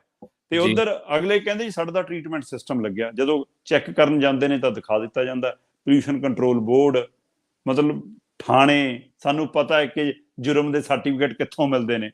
ਸੋ ਇਸ ਲਈ ਉਹਨਾਂ ਚੀਜ਼ਾਂ ਤੇ, ਔਰ ਪਿੰਡਾਂ ਦੇ ਵਿੱਚ ਲੋਕਾਂ ਨੂੰ ਇੱਥੋਂ ਤੱਕ ਭਰਮਾਇਆ ਗਿਆ। ਲੋਕਾਂ ਨੇ ਸਾਨੂੰ, ਆਮ ਬਜ਼ੁਰਗਾਂ ਨੇ ਦੱਸਿਆ, ਕਹਿੰਦੇ ਕਾਕਾ ਸਾਨੂੰ ਤਾਂ ਇਹ ਦੱਸਦੇ ਸੀ ਕਿ ਘਿਓ ਦੀ ਫੈਕਟਰੀ ਲੱਗਣੀ ਆ। ਸੋ ਘਿਓ ਦੀ ਫੈਕਟਰੀ ਕਹਿ ਕੇ ਹੋਰ ਦੇਖੋ ਜੀ, ਮਤਲਬ ਇੰਨੀ ਸਮਝ ਹੈਗੀ ਆ। ਲੋਕ ਮੁੱਦਿਆਂ ਤੇ ਮੈਂ ਨਹੀਂ ਕਦੇ ਗ੍ਰਾਮ ਸਭਾ ਹੁੰਦੀ ਦੇਖੀ। ਉਹ ਕਹਿੰਦੇ ਜਿਹੜੀਆਂ ਜ਼ਮੀਨਾਂ ਪਿੰਡਾਂ ਤੋਂ ਲਈਆਂ ਗ੍ਰਾਮ ਸਭਾ ਦੇ ਮਤੇ ਪਵਾ ਕੇ ਲਈਆਂ। ਕਿਉਂਕਿ ਗ੍ਰਾਮ ਸਭਾ ਦੇ ਮਤਿਆਂ ਨੂੰ ਅਦਾਲਤ ਵੀ ਚੈਲੰਜ ਨਹੀਂ ਕਰ ਸਕਦੀ, ਉਹ ਆਪਣੇ ਆਪ ਸੁਪਰੀਮੋ ਹੈ। ਉਹ ਦੇਸ਼ ਦੀ ਵਿਧਾਨ ਸਭਾ ਦੇ ਲੋਕ ਸਭਾ ਦੇ ਰਾਜ ਸਭਾ ਦੇ ਬਰਾਬਰ ਹੈ। ਸੋ ਉਹਦੀ ਤਾਕਤ ਇੰਨੀ ਹੈ। ਉਹ ਗ੍ਰਾਮ ਸਭਾ ਦੇ ਮਤੇ ਪਵਾਏ ਨੇ। ਤੇ ਦੱਸਣ ਵਾਲੇ ਇਹ ਵੀ ਉੱਥੇ ਧਰਨਿਆਂ 'ਚ ਬੋਲ ਕੇ ਦੱਸ ਰਹੇ ਸੀਗੇ ਕਿ ਭਾਈ ਸਰਪੰਚਾਂ ਨੂੰ ਮੋਟੀ ਸੇਵਾ ਗਈ ਆ ਤਾਂ ਪਿੰਡਾਂ ਤੋਂ ਜ਼ਮੀਨ ਲਈ ਆ। ਉਸ ਸਮੇਂ ਸਿਰਫ ਇਸ ਚੱਕਰ 'ਚ ਕਿ ਜ਼ਮੀਨ ਮਹਿੰਗੇ ਭਾਅ ਜਾ ਰਹੀ ਹੈ, ਲੋਕਾਂ ਨੇ ਦੇ ਦਿੱਤੀ। ਅੱਜ ਉਹਦੇ ਇਲਾਕੇ ਦੇ ਆਲੇ ਦੁਆਲੇ ਦੇ 40 ਕਿਲੋਮੀਟਰ ਦੇ ਖੇਤਰ ਦੇ ਵਿੱਚ ਮਤਲਬ ਕਿ ਜ਼ਹਿਰ ਨਿਕਲ ਰਿਹਾ ਧਰਤੀ ਹੇਠਲਾ ਪਾਣੀ, ਤੇ ਉਹ ਸਾਰਾ ਪਾਣੀ ਖੇਤਾਂ ਨੂੰ ਵੀ ਲੱਗਣਾ, ਫਸਲਾਂ ਨੂੰ ਵੀ ਲੱਗਣਾ, ਲੋਕਾਂ ਦੇ ਘਰਾਂ 'ਚ ਵੀ ਆਉਣਾ। ਸੋ ਅੱਜ ਧਰਤੀ ਹੇਠਲੇ ਪਾਣੀ ਦੀ ਸਥਿਤੀ ਇਹ ਹੈ। ਤੇ ਇੱਕ ਜੀਰੇ ਵਾਲੀ ਉਦਾਹਰਨ ਹੈ ਕਿ ਜਿੱਥੇ ਜਿੱਥੇ ਅਜਿਹੇ ਉਦਯੋਗ ਲੱਗੇ ਨੇ, ਜਿੱਥੇ ਜਿੱਥੇ ਅਜਿਹੀ ਇੰਡਸਟਰੀ ਲੱਗੀ ਹੈ, ਡਾਈ ਇੰਡਸਟਰੀ ਪੂਰੇ ਦੇਸ਼ 'ਚ ਬੰਦ ਹੈ ਪਰ ਪੰਜਾਬ 'ਚ ਲੱਗੀ ਹੈ ਅਜੇ ਵੀ। ਅੱਛਾ ਜੀ ਬਿਲਕੁਲ, ਲੁਧਿਆਣਾ ਖੇਤਰ 'ਚ ਅਜੇ ਵੀ ਡਾਈ ਇੰਡਸਟਰੀ ਹੈ। ਚਮੜੀ ਉੱਥੇ ਜਾ ਕੇ ਦੇਖੋ, ਜਿਹੜੇ ਚਮੜਾ ਲਾਉਣ ਵਾਲੀਆਂ ਮਤਲਬ ਕਿ ਕੰਮ ਕਰਦੇ ਨੇ ਕਿ ਹਾਂ ਪਸ਼ੂਆਂ ਦਾ ਚਮੜਾ ਲਾਉਣਾ, ਉਹ ਸ਼ਰੇਆਮ ਉੱਥੇ ਦਿਖਦਾ ਕਿ ਚਮੜਾ ਲਾਇਆ ਤੇ ਬਾਕੀ ਪਸ਼ੂ ਉਵੇਂ ਹੀ ਸਾਰਾ ਪਾਣੀ 'ਚ ਸਿੱਟਤਾ ਸਤਲੁਜ। ਸੋ ਇਸ ਲਈ ਅਸੀਂ ਦੋਏ ਪਾਸਿਓਂ ਮਾਰ ਚੱਲ ਰਹੇ ਹਾਂ, ਇੱਕ ਪਾਸੇ ਧਰਤੀ ਹੇਠਲਾ ਪਾਣੀ, ਦੂਏ ਪਾਸੇ। ਸੋ ਇਹ ਜਲ ਸਰੋਤ ਦੀ ਰਿਪੋਰਟ ਗਵਾਹੀ ਭਰਦੀ ਆ ਕਿ ਭਾਈ ਦੇਸ਼ ਦੀ 80% ਆਬਾਦੀ ਹੁਣ ਜ਼ਹਿਰੀ ਪਾਣੀ ਪੀ ਰਹੀ ਆ, ਪਾਣੀ ਨਹੀਂ ਜ਼ਹਿਰ। ਬਾਬਾ ਨਾਨਕ ਨੇ ਤਾਂ ਪਵਨ ਗੁਰੂ, ਪਾਣੀ ਪਿਤਾ, ਮਾਤਾ ਧਰਤ ਮਹਤ, ਇਹ ਕਹਿ ਕੇ ਇਹਨਾਂ ਤਿੰਨਾਂ ਚੀਜ਼ਾਂ ਨੂੰ ਸਾਨੂੰ ਕਿੰਨਾ ਸੰਭਾਲਣ ਦਾ ਸੁਨੇਹਾ ਦਿੱਤਾ। ਪਰ ਅਸੀਂ ਪਾਣੀ ਨੂੰ ਪਾਣੀ ਨਹੀਂ ਰਹਿਣ ਤਾਂ ਅਸੀਂ ਜਲ ਬਣਾ ਲਿਆ। ਬਾਬਾ ਨਾਨਕ ਪਾਣੀ ਕਹਿੰਦੇ ਰਹੇ ਜੀ, ਤੇ ਅਸੀਂ ਜਲ ਬਣਾ ਕੇ ਜੀ ਉਹ ਵੀ ਨਹੀਂ, ਮਤਲਬ ਕਿ ਅਸੀਂ ਉਹਨੂੰ ਨਾ ਤਾਂ ਬੜਾ ਦੇਣ ਦੀ ਕੋਸ਼ਿਸ਼ ਕੀਤੀ ਪਰ ਅਸੀਂ ਪਾਣੀ ਨਹੀਂ ਬਚਾ ਸਕੇ। ਸੋ ਇਸ ਲਈ ਅੱਜ ਪਾਣੀ ਬਚਾਉਣਾ, ਸੰਭਾਲਣਾ, ਉਹਨੂੰ ਸਾਫ਼ ਰੱਖਣਾ, ਇਹ ਜੇ ਮਨੁੱਖਤਾ ਦੀ, ਕਿਉਂਕਿ ਜੇ ਜੀਵਨ ਜਿਉਂਦਾ ਰੱਖਣਾ ਹੈ, ਜੀਵਨ ਚੱਲਦਾ ਰੱਖਣਾ, ਤਾਂ ਪਾਣੀ ਦਾ ਹੋਣਾ ਜ਼ਰੂਰੀ ਹੈ। ਪਾਣੀ ਤੋਂ ਬਿਨਾਂ ਜੀਵਨ ਨਹੀਂ ਹੈ। ਪਰ ਅੱਜ ਆਹ ਰਿਪੋਰਟ ਚਿੰਤਾ ਪੈਦਾ ਕਰਦੀ ਹੈ। ਇਸ ਲਈ ਆਪਾਂ ਚਾਹੁੰਦੇ ਸੀ ਕਿ ਅੱਜ ਸਭ ਤੋਂ ਪਹਿਲਾਂ ਆਪਾਂ ਇਹਦੇ ਪਰ ਗੱਲ ਕਰੀਏ। ਜੀ ਭਾਜੀ ਜੀ, ਅਗਲੀ ਖਬਰ ਵੱਲ ਵਧੀਏ ਸ਼ਰਮਾ ਜੀ। ਉਹ ਵੀ ਪਾਣੀ ਨਾਲ ਹੀ ਜੁੜਦੀ ਹੈ ਵੈਸੇ, ਪਾਣੀਆਂ ਦੇ ਸਮਝੌਤੇ ਦੀ ਹੈ ਵੈਸੇ ਤੇ, ਪਰ ਸਮਝੌਤਾ ਦੱਸਦੇ ਗੁਪਤ ਆ। ਦਿੱਲੀ ਤੇ ਹਿਮਾਚਲ ਦੇ ਵਿੱਚ ਪਾਣੀਆਂ ਦਾ ਗੁਪਤ ਸਮਝੌਤਾ ਹੋਇਆ ਤੇ ਹਿਮਾਚਲ ਨੂੰ ਕਰੋੜਾਂ ਤੇ ਪੰਜਾਬ ਨੂੰ ਦੀਵਾਨੀ ਵੀ ਨਹੀਂ। ਬਿਲਕੁਲ ਪ੍ਰਵੀਨ ਜੀ, ਇਹ ਬਿਲਕੁਲ ਦਰੁਸਤ ਖਬਰ ਹੈ ਜੀ ਕਿ ਹੱਦ ਤੱਕ ਮਤਲਬ ਕਿ ਸਿਰੇ ਦੀ ਇਹ ਬਸ਼ਰਮੀ ਹੈ। 2019 ਦਾ ਸਮਝੌਤਾ ਹੈ ਤੇ ਹੁਣ ਇਹ ਖਬਰਾਂ ਬਾਹਰ ਨਸਰ ਹੋਣ ਲੱਗੀਆਂ ਨੇ, ਹੁਣ ਇਹ ਗੱਲਾਂ ਸਾਹਮਣੇ ਆਉਣ ਲੱਗੀਆਂ ਨੇ। ਤੁਸੀਂ ਇਹ ਦੇਖੋ ਕਿ ਕੇਜਰੀਵਾਲ ਸਾਹਿਬ ਸੀਗੇ ਨਾ ਉਦੋਂ। ਪਰ ਇਹ ਸਮਝੌਤਾ ਮਤਲਬ ਕਿ ਹਿਮਾਚਲ ਸਰਕਾਰ ਤੇ ਦਿੱਲੀ ਦੇ ਉਪ ਰਾਜਪਾਲ ਵਿਚਾਲੇ ਹੋਇਆ ਹੋਇਆ। ਅਦਾਇਗੀ ਸਰਕਾਰੀ ਖਜ਼ਾਨੇ ਚੋਂ ਹੋਣੀ ਹੈ, ਕੇਜਰੀਵਾਲ ਦੇ ਖਜ਼ਾਨੇ ਚੋਂ ਹੋਣੀ ਹੈ ਤੇ ਖਜ਼ਾਨੇ ਚੋਂ ਹੋ ਰਹੀ ਹੈ। ਉਹਦੇ ਬਾਵਜੂਦ ਮਤਲਬ ਬੜਾ ਚੰਗਾ ਲੱਗ ਰਿਹਾ ਕਿ ਰਾਘਵ ਚੱਡਾ ਪਾਣੀਆਂ ਦੇ ਮੁੱਦੇ ਤੇ ਬੋਲ ਰਹੇ ਨੇ। ਬੜਾ ਚੰਗਾ ਲੱਗਦਾ ਕਿ ਹਰਸਿਮਰਤ ਪਾਣੀਆਂ ਦੇ ਮੁੱਦੇ ਤੇ ਗੱਲ ਕਰ ਰਹੀ ਹੈ। ਬੜਾ ਚੰਗਾ ਲੱਗਦਾ ਕਿ ਕਿਸਾਨੀ ਦੇ ਮੁੱਦੇ ਚੁੱਕੇ ਜਾ ਰਹੇ ਨੇ। ਸੰਤ ਬਲਬੀਰ ਸਿੰਘ ਸਿੰਚੇਵਾਲ ਪਾਣੀਆਂ ਦੀ ਗੱਲ ਕਰਦੇ ਨੇ। ਪਰ ਆਹ ਜਲ ਸਮਝੌਤਿਆਂ ਦੀ ਗੱਲ ਕੌਣ ਕਰੂਗਾ? ਪਾਣੀਆਂ ਦੇ ਸਮਝੌਤੇ ਦੀ ਪੰਜਾਬ ਨਾਲ ਵੱਜ ਰਹੀ ਇੱਕ ਰੁਪੇਨੀਅਨ ਲਾ ਦੀ ਗੱਲ ਕੀਤੀ ਜਾਂਦੀ ਆ, ਇੱਕ ਸੰਵਿਧਾਨ ਦੀ ਗੱਲ ਕੀਤੀ ਜਾਂਦੀ ਆ। ਉਹ ਕਹਿੰਦਾ ਕਿ ਜਿਹੜਾ ਵੀ ਦਰਿਆ ਆਪਣੇ ਆਪ ਜਿਸ ਵਹਿਣ 'ਚ ਬਹਿ ਰਿਹਾ, ਉਸ ਦਰਿਆ ਦੇ, ਉਸ ਨਦੀ ਦੇ ਕਿਨਾਰੇ ਤੇ ਜਿਹੜੇ ਵੀ ਲੋਕ ਵੱਸਦੇ ਨੇ ਉਸ ਦੇ ਮਾਲਕ ਨੇ, ਉਹਨਾਂ ਦੀ ਮਲਕੀਅਤ ਹੈ ਉਹ। ਜੀ। ਤੇ ਅੰਗਰੇਜ਼ਾਂ ਦੇ ਟਾਈਮ ਦੇ ਵਿੱਚ ਜੇ ਪੈਪਸੂ ਨੂੰ ਵੀ ਪਾਣੀ ਜਾਂਦਾ ਸੀ ਨਾ ਤਾਂ ਉਹਦਾ ਮੁੱਲ ਦਿੱਤਾ ਜਾਂਦਾ ਸੀ। ਪਰ ਇੱਥੇ ਦਰਬਾਰਾ ਸਿੰਘ ਹੋਰੀ ਕਹਿੰਦੇ ਜੀ ਚਲੋ, ਕਹਿੰਦੇ ਜੀ ਮੇਰੇ ਤਾਂ ਗਨ ਪੁਆਇੰਟ ਤੇ ਰੱਖ ਕੇ ਸਮਝੌਤਾ ਕਰਾ ਲਿਆ, ਅੰਗੂਠੇ ਲਵਾ ਲਏ। ਠੀਕ ਹੈ ਜੀ। ਇੰਦਰਾ ਗਾਂਧੀ ਆਈ, ਕਪੂਰੀ ਦਾ ਟੱਕ ਲਾ ਗਈ ਕਿ ਚੱਕੋ ਜੀ ਪੰਜਾਬ ਹਰਿਆਣੇ ਦਾ ਪਾਣੀ ਅਸੀਂ ਮਤਲਬ ਕਿ ਏਦਾਂ ਵੰਡੀਆਂ ਕਰ ਲੈਣੀਆਂ, ਤੇ ਉਹਦਾ ਅੱਜ ਤੱਕ ਅਸੀਂ ਭੁਗਤਾਨ ਕਰ ਰਹੇ ਹਾਂ। ਰਾਜੀਵ ਲੋਂਗੋਵਾਲ ਸਮਝੌਤਾ, ਉਹ ਜਿਹੜੇ ਭਾਰਤ ਦੀ ਸੰਸਦ ਦੇ ਵਿੱਚ ਵੀ ਮੰਨ ਲਿਆ ਗਿਆ ਕਿ ਸਮਝੌਤਾ ਹੋ ਗਿਆ, ਉਹ ਅੱਜ ਤੱਕ ਲਾਗੂ ਨਹੀਂ ਹੋਇਆ। ਨਾ ਚੰਡੀਗੜ੍ਹ ਮਿਲਿਆ, ਨਾ ਪਾਣੀਆਂ ਦਾ ਮਸਲਾ ਨਿਬੜਿਆ। ਸੋ ਇਸ ਲਈ ਉੱਥੇ ਸਮਝ ਆਉਂਦੀ ਹੈ ਕਿ ਉਹ ਮੂੰਹ ਜ਼ਬਾਨੀ ਥੋੜੀਆਂ ਗੱਲਾਂ ਕੀਤੀਆਂ ਹੋਈਆਂ, ਬਾਅਦ ਚੋਂ ਦਸਤਾਵੇਜ਼ੀ ਰੂਪ ਲੈਣ ਤੋਂ ਬਾਅਦ ਵੀ ਲਾਗੂ ਨਹੀਂ ਹੁੰਦੀਆਂ। ਪਰ ਕੈਪਟਨ ਅਮਰਿੰਦਰ ਸਿੰਘ ਨੇ ਹੀਰੋ ਬਣਨ ਦੀ ਕੋਸ਼ਿਸ਼ ਕੀਤੀ ਕਿ ਮੈਂ ਪਾਣੀਆਂ ਦਾ ਰਾਖਾ ਬਣ ਕੇ ਆ ਗਿਆ, ਤੇ ਉਹਦੇ ਵਿੱਚ ਪੰਜਾਬ ਦੀ ਵਿਧਾਨ ਸਭਾ 'ਚ ਇਹ ਗੱਲ ਰੱਖਤੀ ਕਿ ਜਿੰਨਾ ਪਾਣੀ ਜਾਂਦਾ ਸੀ ਉਹਨਾਂ ਦਿੰਦੇ ਰਵਾਂਗੇ। ਮਤਲਬ ਤੁਸੀਂ ਕਾਨੂੰਨੀ ਤੌਰ ਤੇ ਗੱਲ ਮੰਨ ਲਈ ਕਿ ਹਾਂ ਜੀ ਅਸੀਂ ਇੰਨਾ ਪਾਣੀ ਦਿੰਦੇ ਸੀ, ਇੰਨਾ ਪਾਣੀ ਦਿੰਦੇ ਰਵਾਂਗੇ। ਸੋ ਇਸ ਲਈ ਉੱਥੋਂ ਸਾਫ਼ ਹੋ ਗਿਆ ਕਿ ਹਾਂ ਤੁਸੀਂ ਸਾਰੇ ਇਸ ਨੂੰ ਕਿਤੇ ਨਾ ਕਿਤੇ ਪੰਜਾਬ ਨਾਲ ਧੋਖਾ ਕਰ ਰਹੇ ਹੋ। ਪਰ ਆਹ ਹੁਣ ਵੱਡਾ ਧੋਖਾ ਸਾਹਮਣੇ ਆਇਆ ਜੀ। ਦਿੱਲੀ ਤੇ ਹਿਮਾਚਲ ਦੇ ਵਿਚਾਲੇ 2019 ਦੇ ਵਿੱਚ 20 ਦਸੰਬਰ 2019 ਦੇ ਵਿੱਚ ਇੱਕ ਸਮਝੌਤਾ ਹੁੰਦਾ। ਇਹ ਹਿਮਾਚਲ ਤੇ ਦਿੱਲੀ ਦੇ ਉਪ ਰਾਜਪਾਲ ਦੇ ਵਿਚਾਲੇ, ਹਿਮਾਚਲ ਦੇ ਰਾਜਪਾਲ ਤੇ ਦਿੱਲੀ ਦੇ ਉਪ ਰਾਜਪਾਲ, ਉਹਨਾਂ ਦੋਵਾਂ ਦੇ ਵਿਚਾਲੇ ਸਮਝੌਤਾ। ਤੇ ਹਿਮਾਚਲ ਦੇ ਰਾਜਪਾਲ ਹਿਮਾਚਲ ਦੀ ਸਰਕਾਰ ਦੀ ਨੁਮਾਇੰਦਗੀ ਕਰ ਰਹੇ ਸੀ ਤੇ ਦਿੱਲੀ ਦੇ ਉਪ ਰਾਜਪਾਲ ਆਪਣੇ ਆਪ ਨੂੰ ਸਮਝਦੇ ਹੀ ਸਰਕਾਰ ਨੇ। ਸੋ ਉਹਨਾਂ ਵਿਚਾਲੇ ਸਮਝੌਤਾ ਹੋਇਆ ਤੇ ਸਮਝੌਤਾ ਜੀ 421 ਕਿਊਸੈਕ ਪਾਣੀ ਦਾ ਹੋਇਆ। ਜੀ ਕਿ 421 ਕਿਊਸਿਕ ਪਾਣੀ ਹਰ ਸਾਲ ਜਾਣਾ ਤੇ 1 ਕਿਊਸਿਕ ਦਾ ਮਤਲਬ ਹੈਗਾ 28.32 ਲੀਟਰ। ਜੀ ਤੇ ਜੇਕਰ 24 ਘੰਟੇ ਪਾਣੀ ਜਾਂਦਾ ਹੈ, ਮਤਲਬ 24 ਘੰਟੇ ਤੁਸੀਂ 1 ਕਿਊਸਿਕ ਦੇ ਹਵਾਲੇ ਨਾਲ ਪਾਣੀ ਛੱਡਦੇ ਹੋ, ਤਾਂ ਇੱਕ ਦਿਨ ਦੇ ਵਿੱਚ 2.45 ਮਿਲੀਅਨ ਲੀਟਰ ਪਾਣੀ ਚਲਾ ਜਾਂਦਾ ਹੈ। 2.45 ਮਿਲੀਅਨ ਲੀਟਰ। ਸੋ ਜੀ ਇਹ ਇੱਕ ਦਿਨ ਦਾ ਹਵਾਲਾ ਹੈ। ਸੋ ਇਸ ਲਈ ਇਹ ਇੱਕ ਨਾਪਣ ਦਾ ਇੱਕ ਤਰੀਕਾ, ਤੇ ਉਸ ਹਵਾਲੇ ਨਾਲ ਇਹ ਖਬਰ ਨਿਕਲੀ ਕਿ ਇਹ ਸਮਝੌਤਾ 25 ਸਾਲ ਲਈ ਹੋਇਆ ਤੇ ਇਹਦੇ ਲਈ 4 ਕਰੋੜ ਰੁਪਈਆ ਐਡਵਾਂਸ ਦਿੱਤਾ ਗਿਆ। ਜਦੋਂ ਵੀ ਸਾਲ ਸ਼ੁਰੂ ਹੁੰਦਾ ਹੈ 4 ਕਰੋੜ ਐਡਵਾਂਸ ਦਿੱਤਾ ਜਾਂਦਾ ਹੈ। ਬਾਕੀ 30 ਪਲੱਸ 30 ਪਲੱਸ 30 ਮਤਲਬ 90 ਦਿਨਾਂ ਦਾ ਸਰਕਲ ਬਣਾ ਕੇ, ਸਾਈਕਲ ਬਣਾ ਕੇ 90 ਦਿਨਾਂ ਦਾ ਬਿੱਲ ਜਨਰੇਟ ਹੁੰਦਾ ਤੇ ਉਹਦੀ ਅਦਾਇਗੀ ਹੁੰਦੀ ਹੈ। ਹਰ 90 ਦਿਨਾਂ ਦਾ ਬਿੱਲ ਜਨਰੇਟ ਹੁੰਦਾ, 4 ਕਰੋੜ ਐਡਵਾਂਸ ਪਿਆ ਰਹਿੰਦਾ। ਤੇ 25 ਸਾਲ ਦੇ ਸਮਝੌਤੇ 'ਚ ਖਾਸ ਗੱਲ ਇਹ ਹੈ ਕਿ 5 ਸਾਲ ਬਾਅਦ ਸੂਚਕ ਅੰਕ ਦੇ ਹਿਸਾਬ ਨਾਲ ਰੇਟ ਵਧਾਇਆ ਜਾਂਦਾ। ਇੱਥੇ ਬੜਾ ਪੈਮਾਨਾ ਠੀਕ ਰੱਖਿਆ। ਤੇ ਕਿਸਾਨਾਂ ਦੀ MSP ਹੋਵੇ ਤੇ ਪੰਜਾਬ ਦੇ ਪਾਣੀ ਹੋਣ, ਉੱਥੇ ਨਹੀਂ ਉਹਨੂੰ ਸੂਚਕ ਅੰਕ ਨਾਲ ਜੋੜਿਆ ਜਾਂਦਾ, ਉੱਥੇ ਨਹੀਂ ਉਹਨੂੰ ਮਹਿੰਗਾਈ ਦਰ ਨਾਲ ਜੋੜਿਆ ਜਾਂਦਾ। ਤੇ ਇੱਧਰ ਪੰਜਾਬ ਤੋਂ 496 ਕਿਊਸੈਕ ਪਾਣੀ ਲਿਆ ਜਾ ਰਿਹਾ ਜੀ। ਅੱਛਾ, ਜਿਹੜਾ ਦਿੱਲੀ ਨੂੰ ਜਾ ਰਿਹਾ, ਉਹ 20% ਵੱਧ ਜਾ ਰਿਹਾ ਹਿਮਾਚਲ ਨਾਲੋਂ, ਪਰ ਦੀਵਾਨੀ ਨਹੀਂ ਮਿਲਦੀ ਸਾਨੂੰ ਜੀ।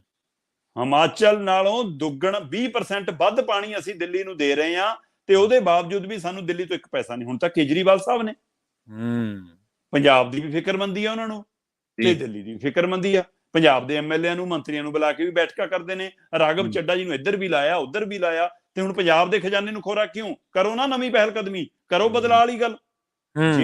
ਜਿਹੜੇ ਕੰਮ ਕਾਂਗਰਸੀ, ਅਕਾਲੀ, BJP ਵਾਲੇ ਨਹੀਂ ਕਰ ਸਕੇ, ਧੋ ਦਿਓ ਦਾਗ ਕਿ ਲਓ ਭਾਈ ਇਹ ਦਾਗੀ ਸੀ, ਇਹਨਾਂ ਨੇ ਪੰਜਾਬ ਦੇ ਖਜ਼ਾਨੇ ਨੂੰ ਲੁੱਟਿਆ, ਪਰ ਅਸੀਂ ਨਹੀਂ ਲੁੱਟਣ ਦਾਂਗੇ, ਅਸੀਂ ਬਦਲਾਅ ਵਾਲੀ ਰਾਜਨੀਤੀ ਲੈ ਕੇ ਆਏ, ਦਵਾਂਗੇ। ਸੋ ਇਸ ਲਈ ਹੁਣ ਜ਼ਿੰਮੇਵਾਰੀ ਇਹਦੇ ਪਰ ਇਹ ਉਹਦੇ ਨਾਲੋਂ ਵੀ ਮਤਲਬ ਚਤਰਪਣਾ ਹੈ ਕਿ ਹਿਮਾਚਲ ਤੋਂ ਪੈਸੇ ਦੇ ਕੇ ਲੈ ਰਹੇ ਹੋ ਜੀ, ਤੇ ਪਰ ਪੰਜਾਬ ਦੀ ਵਾਰੀ ਤੁਹਾਡੇ ਦਾਣੇ ਮੁੱਕ ਜਾਂਦੇ ਨੇ। ਸੋ ਇਸ ਲਈ ਇਹ ਵੱਡਾ ਸਵਾਲ ਖੜਾ ਹੈ ਕਿ ਪੰਜਾਬ ਦਾ ਪਾਣੀ ਹਰਿਆਣੇ ਨੂੰ ਵੀ ਜਾ ਰਿਹਾ, ਪੰਜਾਬ ਦਾ ਪਾਣੀ ਰਾਜਸਥਾਨ ਨੂੰ ਵੀ ਜਾ ਰਿਹਾ, ਪੰਜਾਬ ਦਾ ਪਾਣੀ ਦਿੱਲੀ ਨੂੰ ਵੀ ਜਾ ਰਿਹਾ। ਔਰ ਜਿਹੜੇ ਸਮਝੌਤੇ ਤਹਿਤ ਲਿਆ ਜਾ ਰਿਹਾ, ਉਹ ਸਮਝੌਤੇ ਤਹਿਤ ਉਹਨਾਂ ਨੂੰ ਪੂਰਾ ਜਾ ਰਿਹਾ, ਪਰ ਪਾਣੀ ਦਾ ਪੱਧਰ ਘਟਣ ਕਾਰਨ ਪੰਜਾਬ ਦੇ ਹਿੱਸੇ ਦਾ ਪਾਣੀ ਲਗਾਤਾਰ ਘਟੀ ਜਾਂਦਾ। ਇਸ ਲਈ ਇਸ ਨੂੰ ਲੈ ਕੇ ਲਗਾਤਾਰ ਗੱਲ ਚੱਲ ਰਹੀ ਹੈ ਕਿ ਦੁਬਾਰਾ ਨਾਪ ਤਾਂ ਲਓ ਪਾਣੀ।